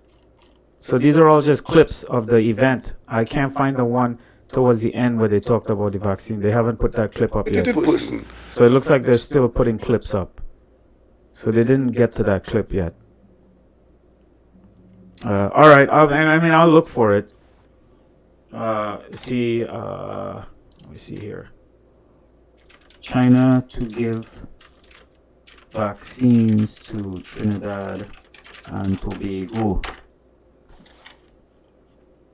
Offers more vaccine support to Trinidad and Tobago. Up to donate vaccines. Here we go. People's Republic of China offered 100,000 doses of COVID-19 vaccines to TT support and safeguard the health of the people, accept generous offer of Sinopharm vaccine. There it is. There it is, Sophie. That's what it's called. I don't know what the heck that is. Never heard of it. As we anxiously await WHO approval. So it hasn't even been approved yet.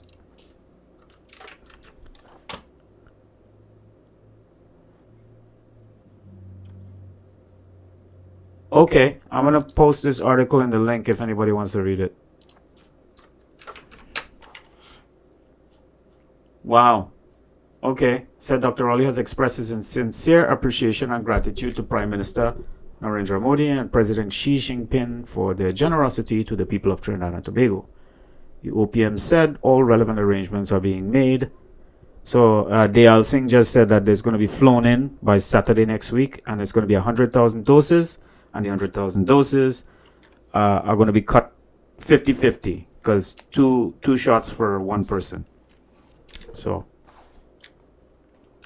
So how my day going, boy?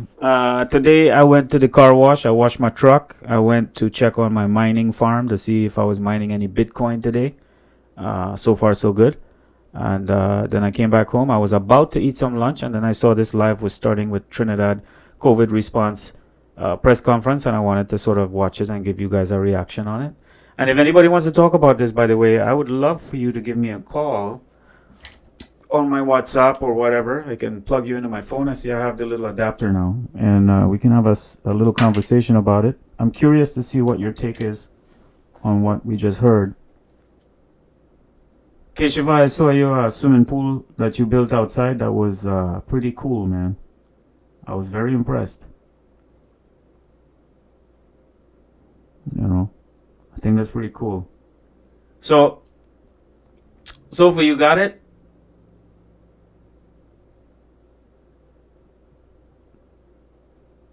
Yeah, I know. They're going to wipe out like half the population pretty easily. No one questions anything. People are willingly just to jab a needle in their arm without even caring about what's the ingredient, how was it made, when was it made, why was it made, where was it made, what are the key ingredients, how do they counteract with your biology, your physiology. I mean, does it affect people with pre-existing conditions because you're injecting the virus into you so that your body could get accustomed to it. You don't know what adverse effects that would have. You don't know what effects the actual chemical ingredients would have. So there's so many variables to this. They're untested, right? I mean, they did some testing, but it's not to the extent to where we know. So anyway, I don't want to get too much down that road because people like to label you an anti-vaxxer and all that. So let me be clear with everybody. I am not an anti-vaxxer. I am not against vaccines. I am not against medical industry. I am not against anything medically. I think science is awesome, right? People like to conflate the argument. The argument is not vaccines are bad. No, the argument is not that we shouldn't be involved with modern medicine in any way, shape, or form. It has its place. It has its value. Stem cell research, the whole thing about doing surgeries, yada yada yada. I mean,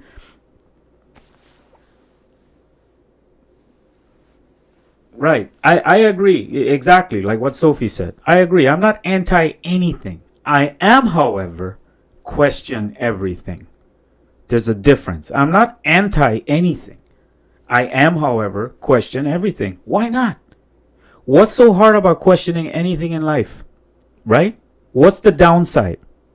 So you mean to tell me that if I ask a question about something I have no knowledge of or that I'm skeptical of, that's wrong? That's a bad thing? You get labeled as an outcast? I thought the whole point was to teach our population how to think, how to be evolved, how to have forward thinking, how to come up with solutions, how to diversify, how to all these things, right? If we're trying to groom a population to be smart and caring and considerate and cooperate whenever there's a virus, because they seem to be having a problem with people cooperating, right?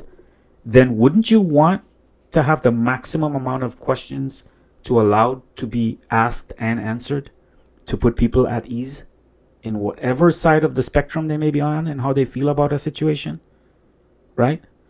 So, yeah, Shamala says she's not taking no damn vaccine.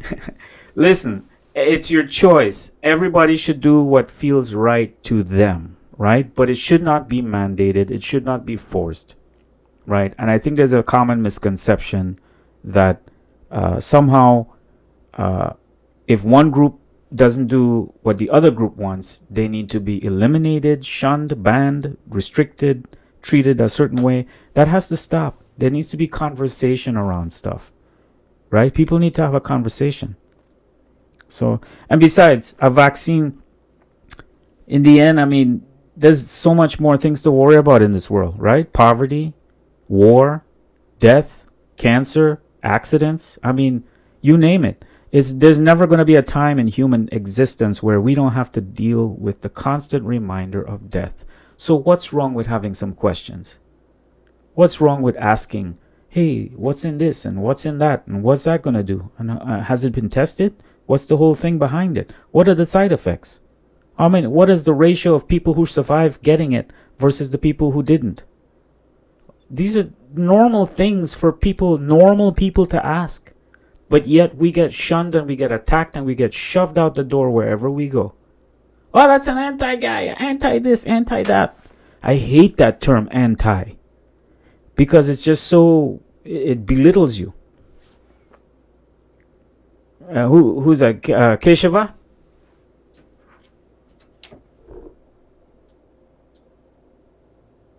Oh, actually, I think I could call you on the computer.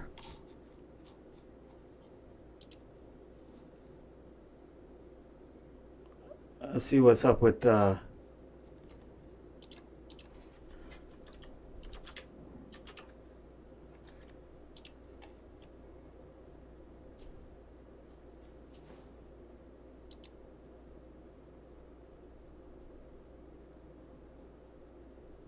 Who we got?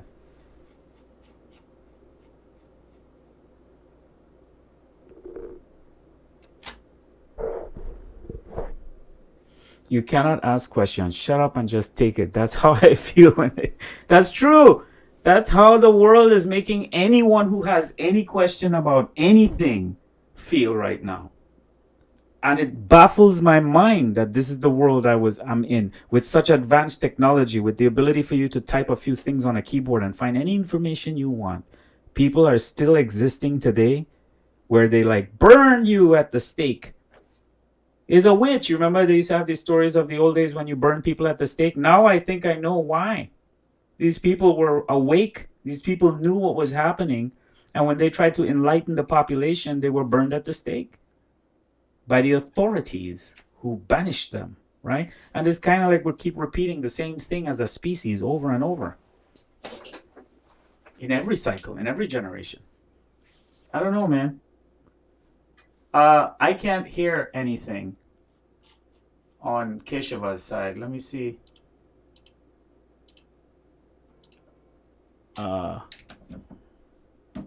Something's going on with that side.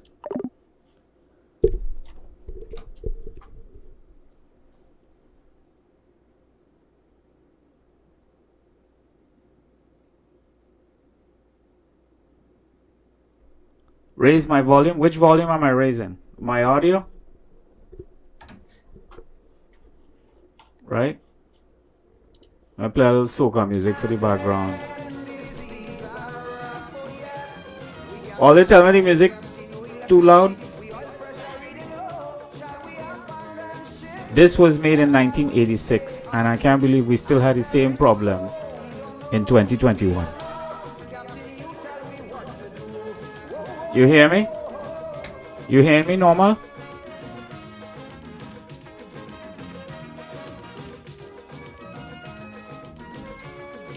Alright.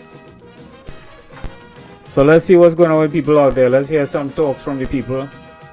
See if anybody have anything interesting they want to talk about. Right?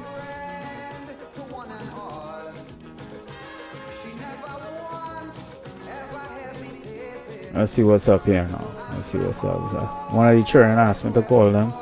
Well, he not no children no more. He growing up.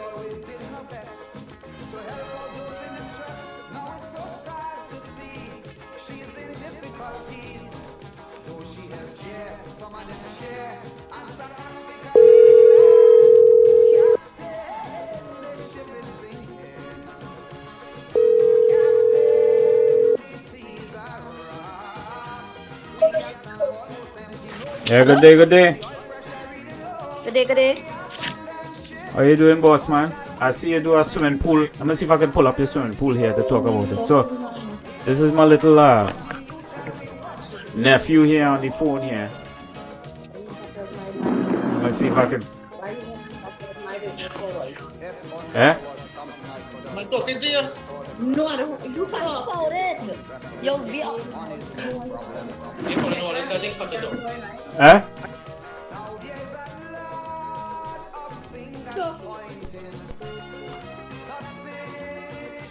I think everybody feeling shy on that side, so I'll cut them off.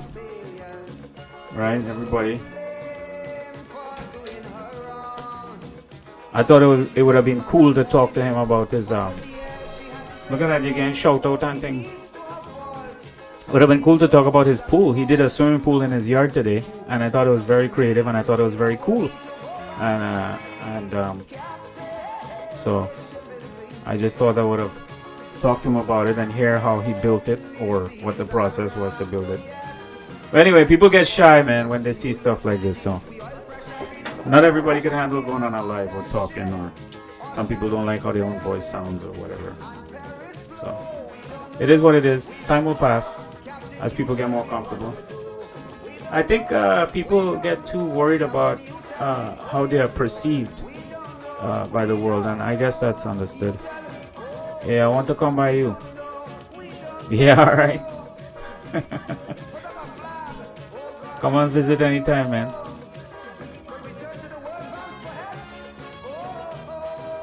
Yeah, no problem, Keshava. Yeah, it's up to you. I'm not forcing nobody to do anything. If you want to talk about the pool, I think it will be a cool story for people to hear about instead of hearing about COVID. So I think it was really cool what you did. So you could talk about the process and how it was, how much it took how much time it took to make and stuff like that. And if I have your permission, I could even show the photo, you know.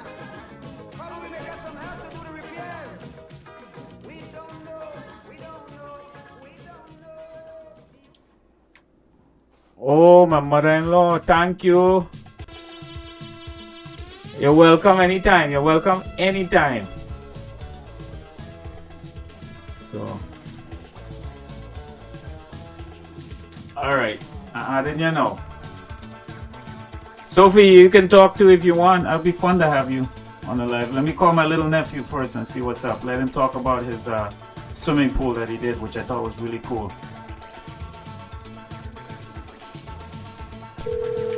Tonight we feeling the party. Hello, good day. Yes, boss man. How you doing? I good. How Welcome on the live. Thanks. All right. Everybody else scatter. No, I leave Dominic back. All right. No. They eating barbecue. What? This is beautiful, man. Sunday, Yeah. all eating barbecue. I love it. I wish I had some. Saturday, exactly. So, man, you built that swimming pool out front? Yes, me, Diana, and Diamond. That was very cool, man. Where you all get the idea to build that pool? We saw the idea on TikTok, and we said let's give it a try. So Okay. So we let started me. off with 4 tables, and we tied them together. Then we put tarpaulin inside, and then we got a heavy-duty tarpaulin. No, could I put pictures? Could I show the pictures? You okay with me showing the pictures? Yeah, I think you have it. All right. See if I can find it. Wait under. Who is it? Who is it under? Who is it under? Who is it under? Your mom? Yeah. Just alpha the pictures. There it is. Check it out, guys. This is how you get creative in Trinidad and Tobago, man. Well, actually, he took it from. Look at that! Look at that! That's cool, man. You made that with PVC pipe, or you saying those are tables? 4 tables. 4 tables.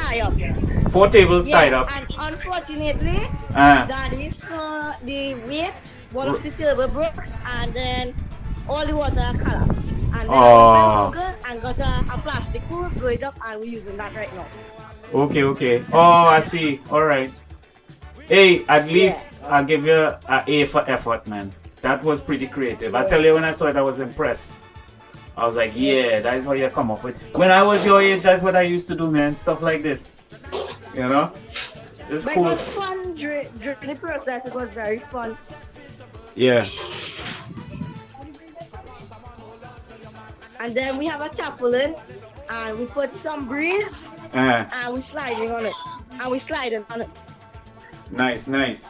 Yeah, this is cool, man. It look like you all having a good time out there. So everything else. I'm not in the pool right now. Right. You're getting some shout outs from people on the chat.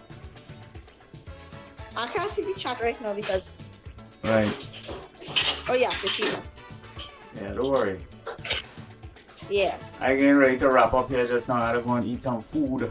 I'm hungry. Yeah. Let me see if we have any more photos.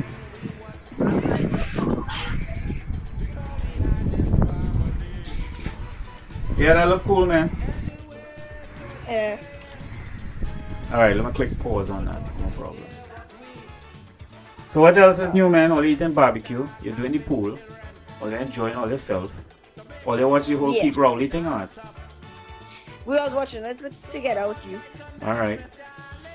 And what everybody think? What's your opinion? Anybody have anything they want to talk about? I don't because I think Nani's shy. Nobody have to be shy. Don't worry, everybody love we. People asking for we. People like how we just talk and thing. Right? So, but I have to get the vaccine, so I want to know what to do. Love you. All right. I ain't know about that one, huh? You go. I already have video there. I already have video. Let's see what video come through here. Where it coming on? What's up? On your profile. Oh yeah, I got it. It's the same video. And then I have one with me and Sanjeev.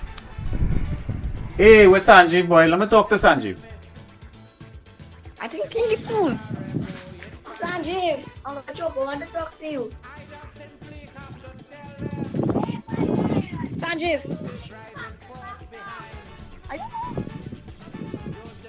Where you outside or what? Hello? Hello? Yeah, you outside?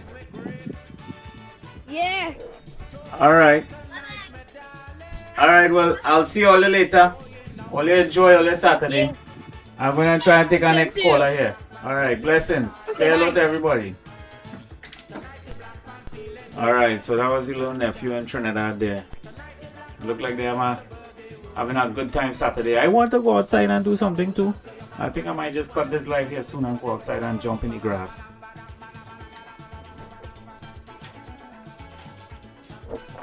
Badang badang badang gadang gadang dang. Eh. Alright.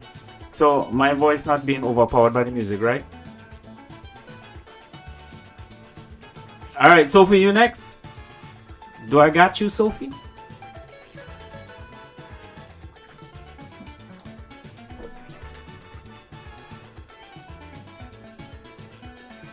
We got. Do I got you?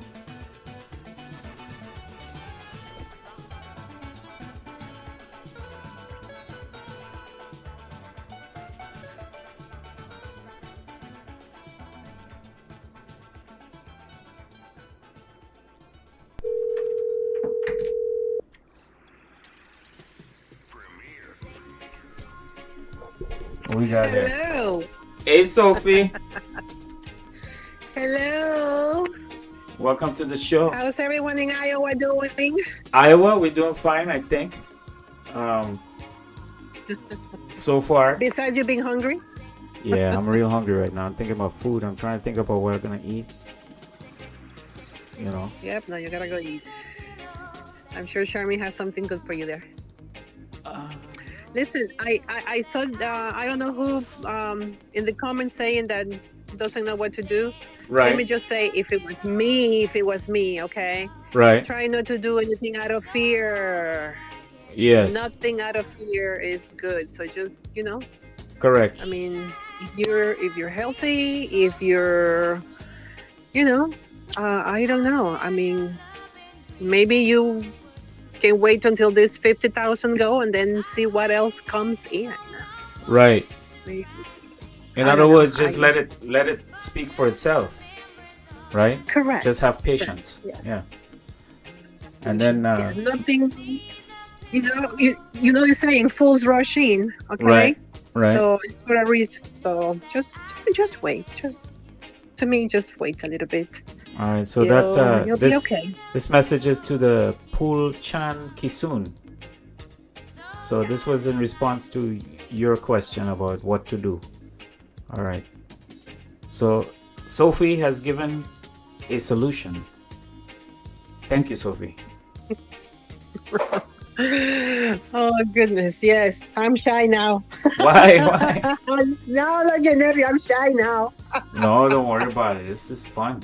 This is nice. It's like you're in a Oh global goodness. community now. You know. I mean, I'm not that famous where it's global, but at least in some part of the globe. In Trinidad. So you'll be famous in Trinidad. Hey. I'll give you credit. Yeah. We all start at some point, right? So Correct. we all have starts. So we're gonna say in a year. Do you remember when Mahesh started? Oh my God! And look at him now. What are you doing on a Saturday? You guys made a pool outside? No, I was not that lucky. If I Oh. make a pull outside over here, the ugly tenants that are my neighbors, I'm pretty sure they'll call the landlord. Oh man. I cannot even have flowers now here. They have me move them. Really?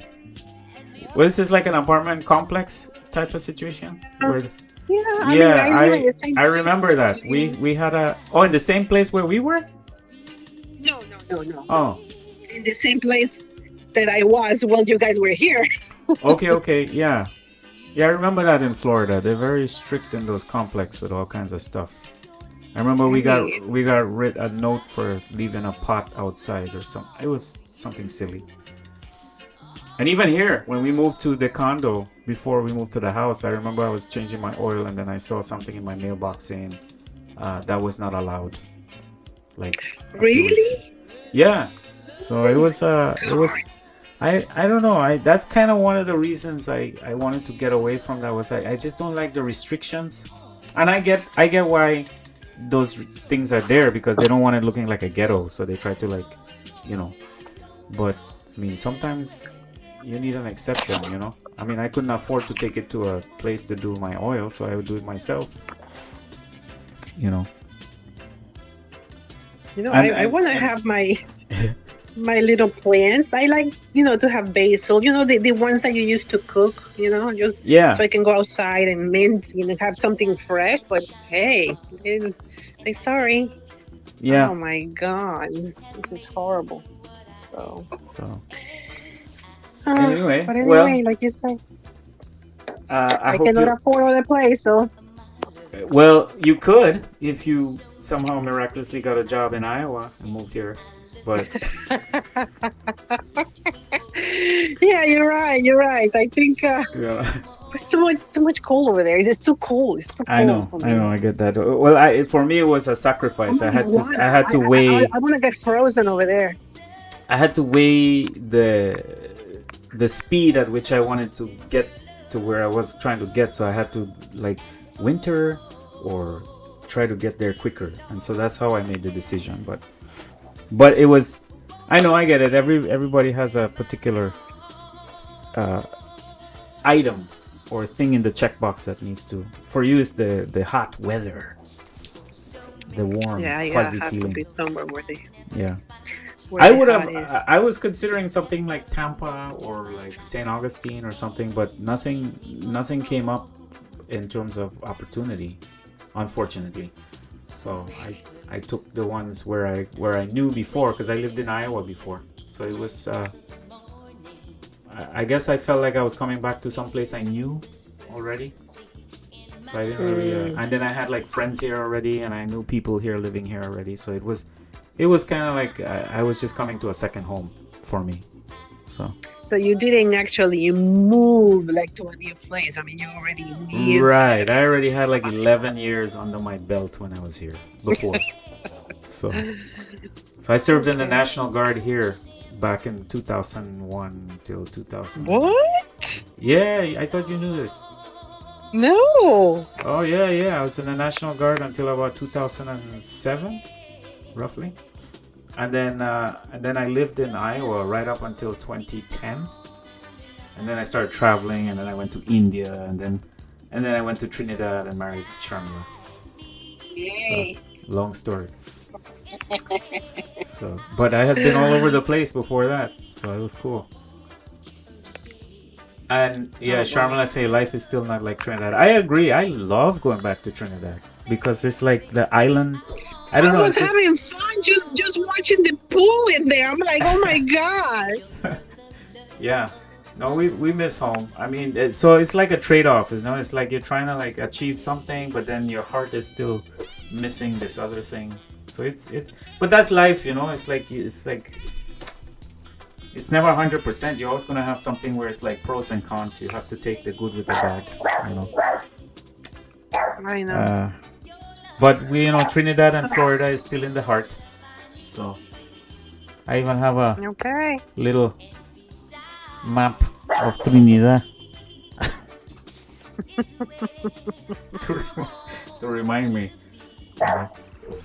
So you don't forget it. Don't forget where you came from. Right. And my grandpa. Oh, this is my grandpa.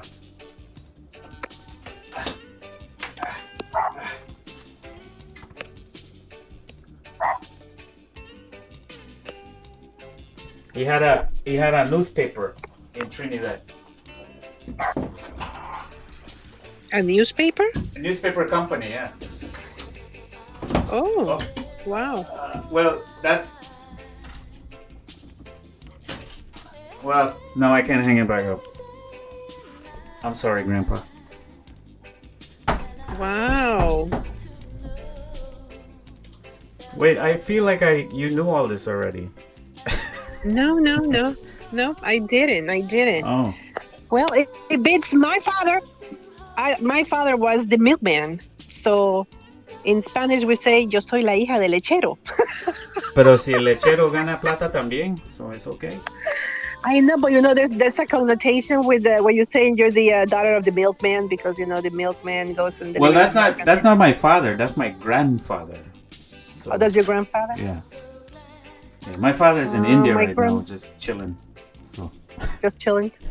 My grandfather actually, so he was a witch doctor. You can call it like that. No, the correct term. The correct term is shaman. Shaman. So yes. There you go. In my father told me that there were lines in the house when they were little because they will come from all over Salvador, Honduras, all the way to go see him. So he was very well respected. To cure people. Yeah, he was very okay. That's a big deal, Sophia. How did you brush that off like? In the steak. He would have burned in the steak. He did? He would have burned in the steak. Oh. It just came into my mind what you say about the witches, that they were burning them. Yeah. Yeah, well, that's kind of what Western medicine is doing that now. But it was understood in ancient time that healing was your business. It was yourself. You had to do a lot of the healing, and shamans were like guides to you to kind of help you heal yourself. And this is what people don't understand about this type of medicine or healing. They see it as hocus pocus and all this stuff, but really there's a science behind it. I mean, they used herbs. They had their own pharmacy, which was nature, right? The only difference is now these companies take the bark of a tree and they grind it down and they make aspirin. And then, but if you go back in time, people would have done the same thing. They would have probably taken the bark and grind it, make it into a powder, and then sprinkle it on your tongue, and then it was like magic. But so people, I don't know, people give natural medicine a bad name, but they don't realize that modern medicine came from that. It's just packaged differently. You know what I learned today that I was totally surprised is about the before how they use leeches. Yes, I know about that. Yeah. And I learned today that the compound that the leeches drop in your in your blood thins your blood is more powerful right now than the one that they use right now to the blood thinners that they use for people that have strokes and all that. So they're researching that. What? That's amazing. Everything comes from our earth. Yep, that's correct. Yeah. So I was today like, whoa, that is So kudos to your grandpa. He was actually a very high person in society and a very high service member to provide something like that to people in pain or in need. So I don't know. I wouldn't look very. I wouldn't take that for granted. That's actually a very deep. Oh my God! You come from that. No, yeah. No, you know what? Yeah. I mean, you know what I wanted to do all the time? Cure people. I always have it in my inside. Cure people. You know. So I have it. I mean, I wish it. I wish it vehemently. Yes. Yes. No. Well, you're on the right path. So I think your calling is upon you. And this is it. So it's perfect. I mean, this is... As you're talking about it, I'm just realizing it. This is... I don't know, I would do some more digging because I think your grandpa was really a magnificent person to do something like that. That's like the highest calling you can have on this earth, to help people, you know. And it's frustrating, I know. It's you know what? Sometimes they will come and knock like at midnight. I remember, and they will, come and knock on the door, and asking my father if he knew how to heal. And he's like, no, I don't know how to heal. You know, so I'm like, whoa. So. Yeah. No, that's pretty cool. This is good. This is good history. Yeah, it's kind of... yeah, I know. It's like we take for granted a lot of things in our own life. And then when we start digging and looking back in the past, we start going, oh my God, we came from all these things. And it's so weird that we never... You know, it's not in our peripheral. But until you start digging. Who's SNN? SNN says, hi guys. But how is your family, Sophia? How are things there? Oh, I guess Sharmila wants to know how things in... They're okay. I mean, they're Guatemala, Puerto Barrios. Okay. So I live like 3 blocks from the ocean. So I'm like, we have Belize next to us. You in Guatemala now? No, oh. I'm in Florida now, but I am from. But yeah, they're fine. Unfortunate. And even more so, if you look at everything, we're taught to see each other and ourselves we're taught to look at ourselves like COVID, if you think about it. Like if you think about, I remember going through primary school in Trinidad, and we were learning as kids. Oh my God, education is so important. I mean, it's so dangerous too, because I remember as a child learning that human beings are like a virus. We are a plague on this earth. We have overpopulation. We are destroying this planet. We caused a hole in the ozone layer. And the list went on and on and on and on. And I remember growing up having resentment and anger and hate for us as a people, as a population, as a planet, as a species. I had this in me. Like I was just thinking about this the other day. I was lying down and looking at the ceiling, and I was like, my God, the way you're programmed from young can affect how you live your life. Like I wasn't appreciating or taking the time to really care about anyone or anything, because in the back of my mind I'm thinking, we deserve it. We're good for nothing species. We're horrible to this planet. What's one more human who dies? You know, because and I would justify a lot of things in my mind that way. And I thankfully I'm able to be aware and catch it now, but at that time all the relationships, all the things that I've just let broken because I was just thinking, what's the point? We're all passing through, so why care? And now it dawns on me that's how a lot of young people think, because we're being indoctrinated with that same message that we're a plague on the earth. We're no good. We're this, we're that. Yeah, it's horrible. And it causes more problems psychologically, because now these people are growing up narcissistic. They grow up not caring about anything or anyone, because they're thinking subconsciously, what's the point? Who cares? We're all going to die anyway, so screw everything. Right? And then you get the behavior that they have to put laws to govern that behavior, because they want to know where the behavior comes from. It's from teaching people not to value society, not to value ourselves, not to value each other. And so the value has been placed in other things. You know, it's sad, but thankfully people are waking up, hopefully, and realizing this. But we have to understand that there's no higher value than human beings. There's nothing. Correct. Nothing higher than the value of a life. So if you go against someone else, you're going against a life. So you just have to put yourself into that you're valuing human life. There's nothing higher than human life. Nothing. Correct. Not religion, not color, nothing. Human life has to be the priority so we can, preserve each other. I agree. Don't kill each other. Well, yeah. I think the only billionaire who said that was Elon Musk. I watched an interview where he said, they asked him what's the greatest resource on Earth, and he said human potential. He's like, there's so much human beings on this planet that there's no reason why we can't be using every single brain that's on this planet to develop a society and a planet and to become a spacefaring civilization. So in his mind, he's thinking, how do I access the maximum brain potential of every single human being on the Earth so that we can maximize our survivability, our creativity, and keep moving out. But he's the only person who really put it into context that way. Because everybody else who gets on TV, they say stuff like, there's overpopulation, there's too much people, we can't have it, we gotta cut down, food supply is gonna run out, that's gonna run out, that's gonna run out.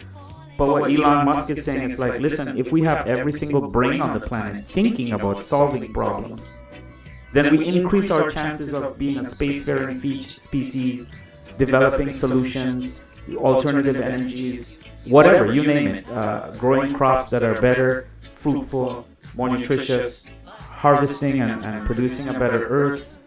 Like, he gets it. It's like, I'm not saying he's perfect. I'm just saying his idea, his point, is actually the right point we need to have, which is humans need to be valued as the highest, not seen as a virus and not seen as evil, but rather as something that could contribute. And if we take that perspective, then maybe we wouldn't have all this depression and hurt that we all walk around with. We would actually all feel valued and feel that, every second that I'm alive, I'm contributing something for the better or the greater good, Correct. So, when we concentrate on ourselves, we're gonna get hurt, because then we start seeing mostly faults. Right. But when we go outside of ourselves and go and help someone else, then that hurt, all that ego that is in us will dissipate, because you're helping someone else. And when you help someone else, that's just gonna make you feel so much better. So when we are inside concentrating on ourselves, we are not being the best that we can be, because we are best when we concentrate on the one that is outside. Which is also a reflection on you inside, it's self-referral. I'm sorry, that probably sounded. No. It's connected. It's actually a loop, it's a feed loop back to your inner self. The word I hear is self-referral. That's how we are. I mean, you give, you receive. You give, you receive. Right. There's going to be something in the middle that is always going to try to steal that reward. Always. Right.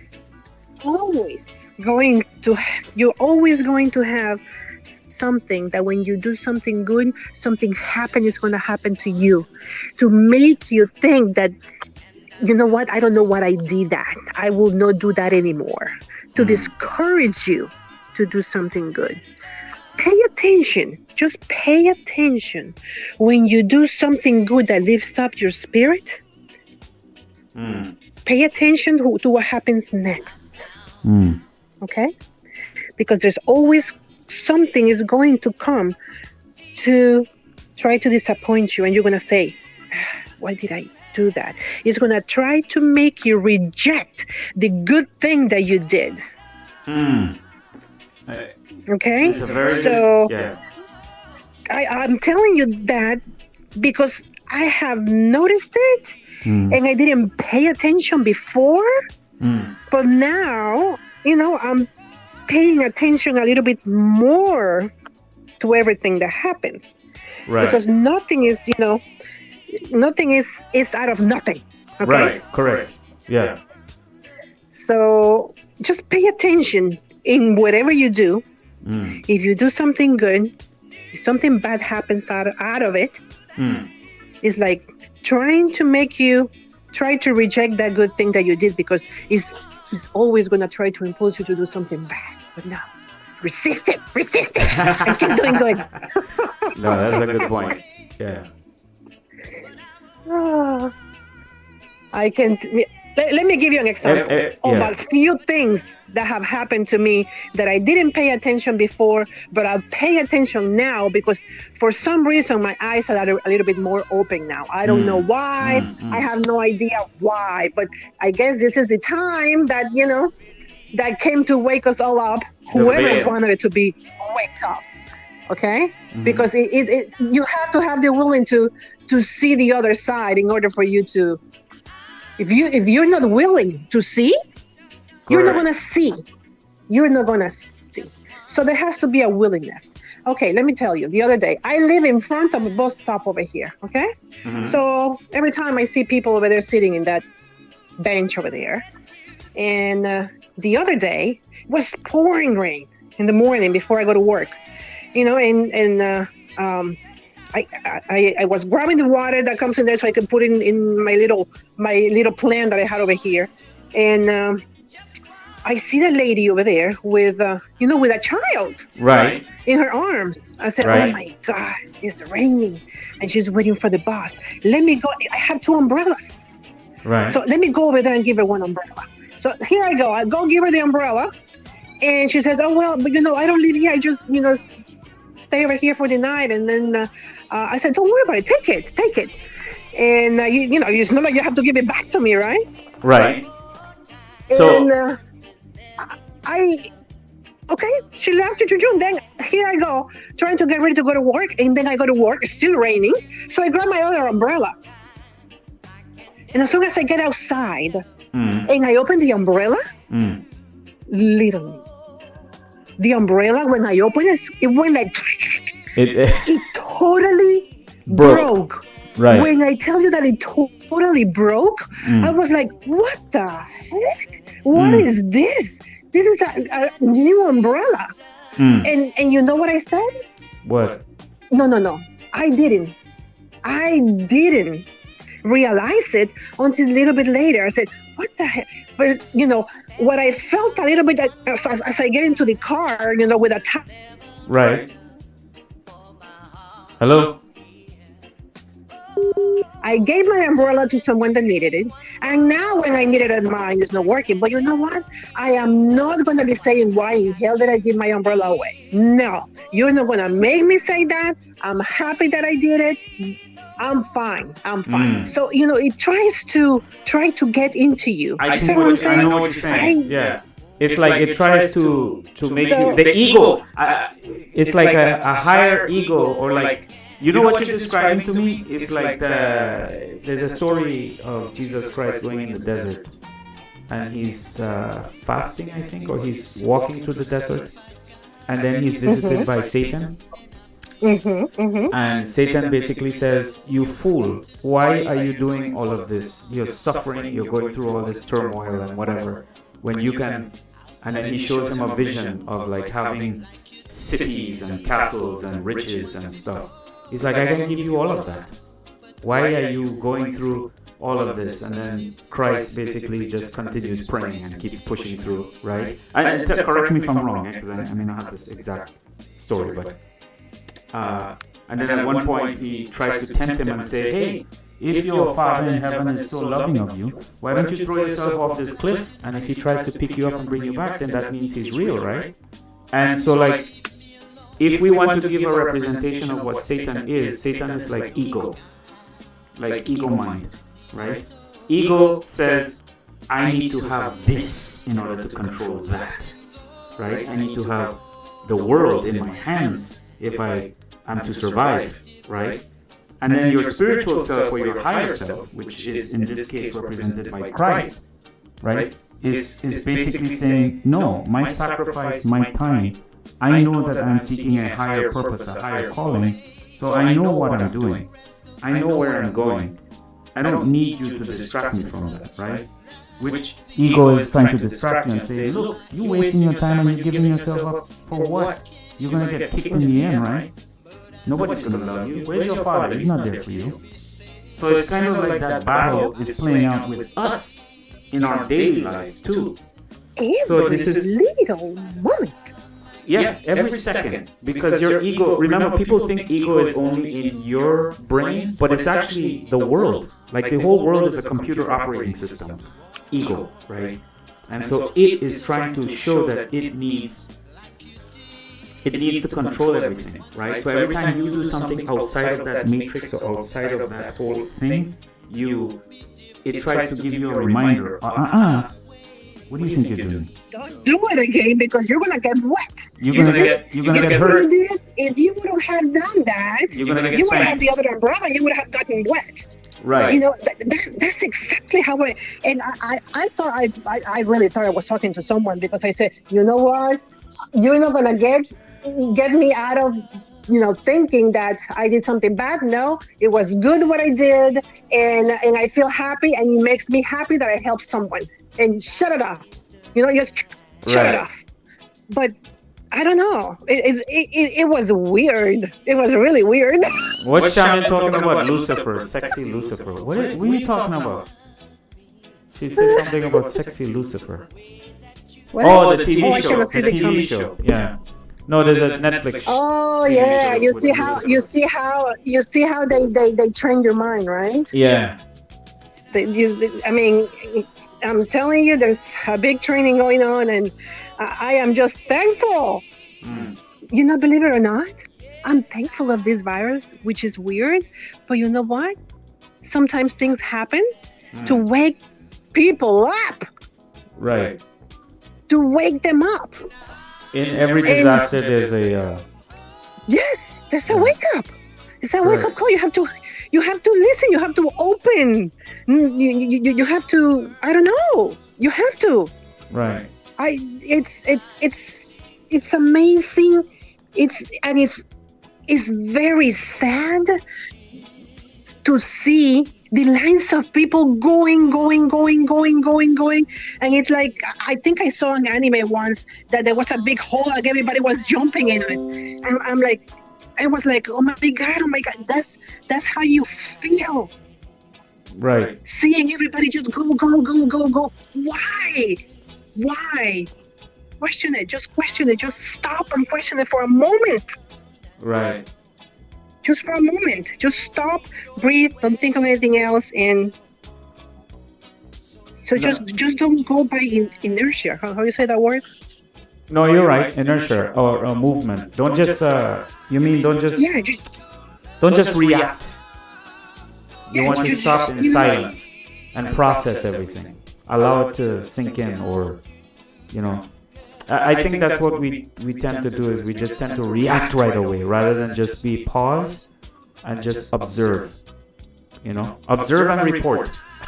That's what I try to say in my brain, but it doesn't always work that way. But we try. Observe, report.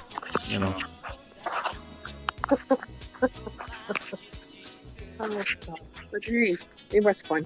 Listen, you're hungry. My wife said this is actually going to teach people to be cleanliness by force. Yes. A lot of good things will come from it. So. Exactly. Always, there's things that you learn. I remember my mom saying, wash your hands before you eat. Wash your hands. And this is the same thing I'm telling her. I know everybody's saying, wash your hands. I mean, you have to wash your hands. What's up? I think my mother-in-law wants to come on now. All right, Sophie. Okay. It was a pleasure. Talking to you all. I will have you again on my next show. And thank you for coming. Sounds good. I'll see you on the next one. Bye, Charmy. Saludos. Bye. Bye. What we got here?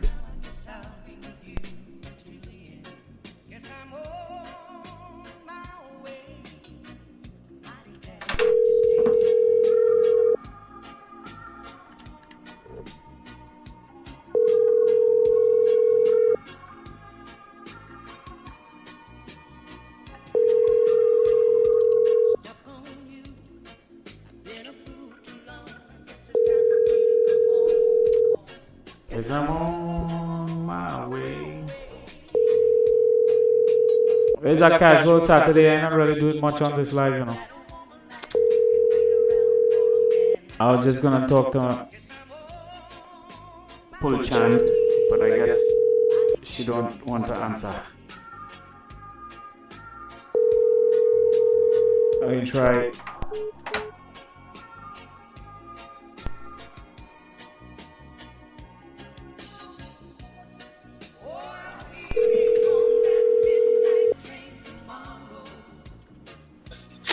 Hello?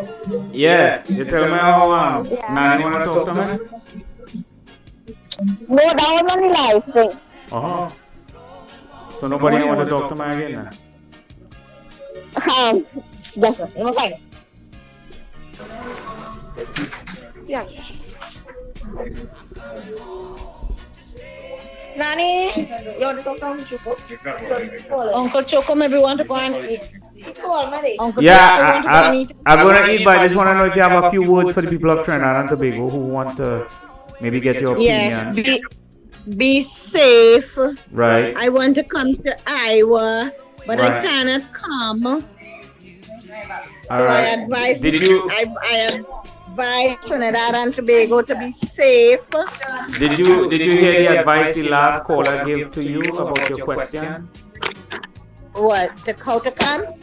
No, the last caller said that don't rush to take the vaccine. First, let whoever has to take so that you can see how it's working. And then if you see how it's working and things look positive within a few months after that, then you could say, all right, go for that. So she was just saying, don't rush it then. You know, take your time. And in any case, we can't rush it because the country closed down from 5 to 9. Right. So after they're done, endanger everybody to go to Tobago, enjoy all yourself. Right. Now the ones that home, you have to pay the cake for it. Right, but I really don't think people being so bad, you know. And most of the people again reported for doing that is people in high class society doing them parties and things, you know, talking about people with money. Right. Well, people not. What happened is people not listening. People not listening. And they're not carrying out what they're supposed to. They're not hearing what they're supposed to. So I have a question. When they lock down things like this and people who work for themselves, are they going to be affected financially?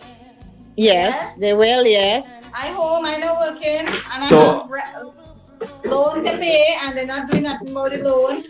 They're not waiving the loan, like they put it on a hold or nothing. You have nothing, no finance coming in.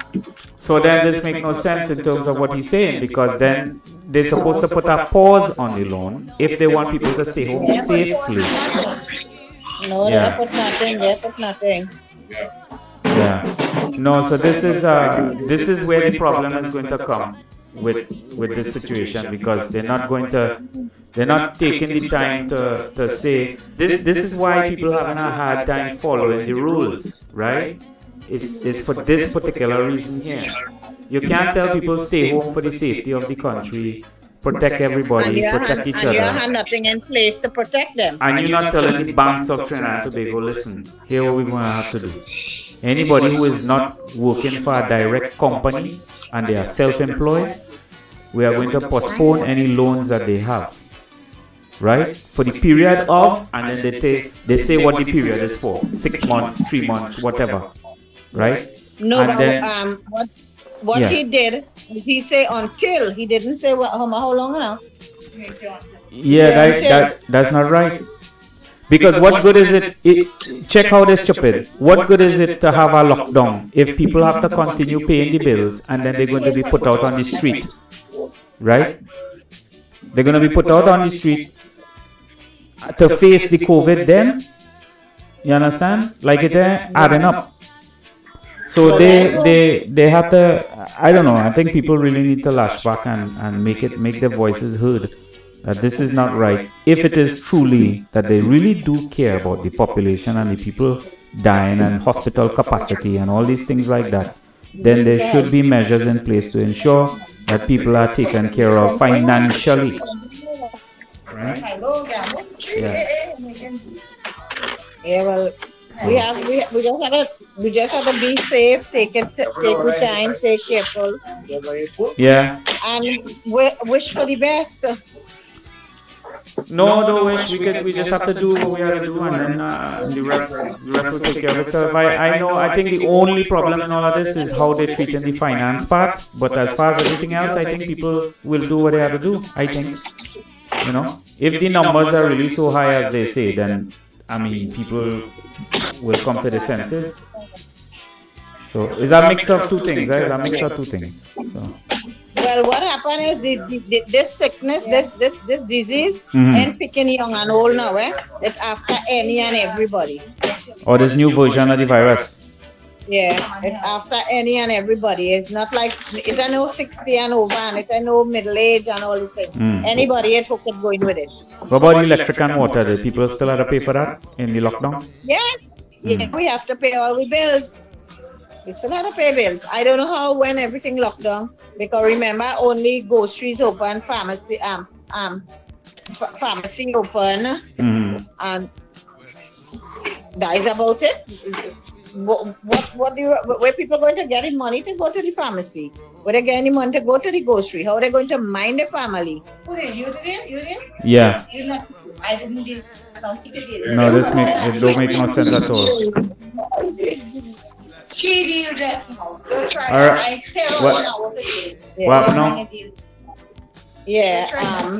Well, I see you saying you're hungry and you want to go and have lunch, but I think more it's like dinner now.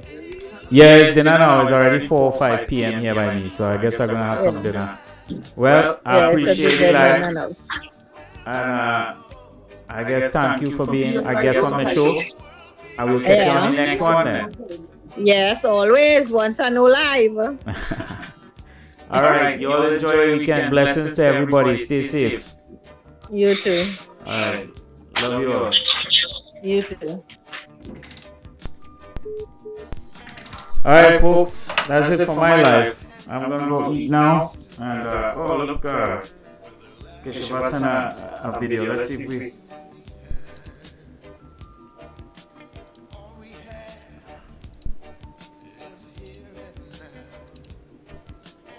See if I can see it. These kids are having a wonderful time in the pool, man. Look.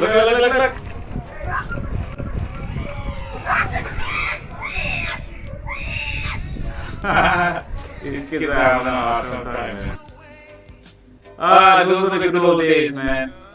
You all take care. Have fun. Stay safe.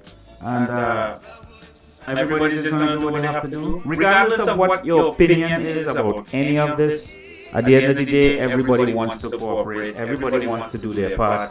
Everybody wants to be here to help and contribute in whatever way. That's the important thing here, right?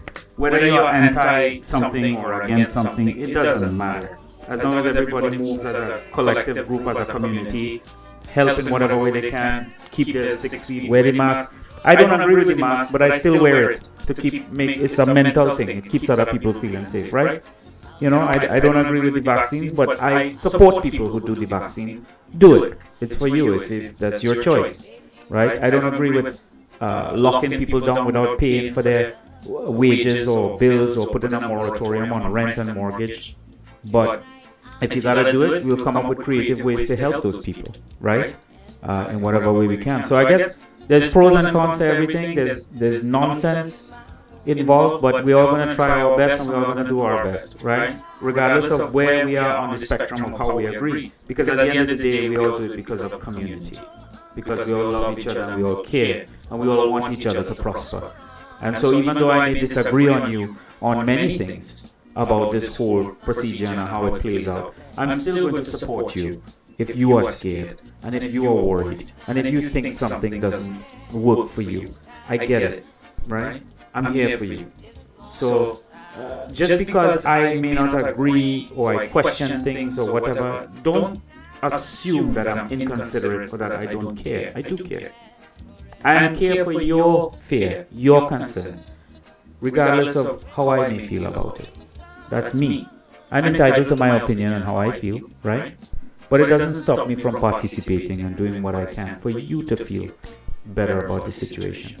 All right? If it brings relief for you, I will do it, regardless of what it is. So, where I draw the line is if it becomes something worse than it is, where government tries to overreach and clamp down on people for different reasons. But that's a different topic, and that has yet to be seen. Because I have faith in people. I have faith in us as a community. I have faith that we will do what is necessary and what is right. Anyway, as a collective, thank you for joining my live. Blessings, peace, love, and higher success in this whole thing for the whole world. I gotta hang my grandfather back up on the wall, and I'm gonna go eat dinner. Love you all. Take care.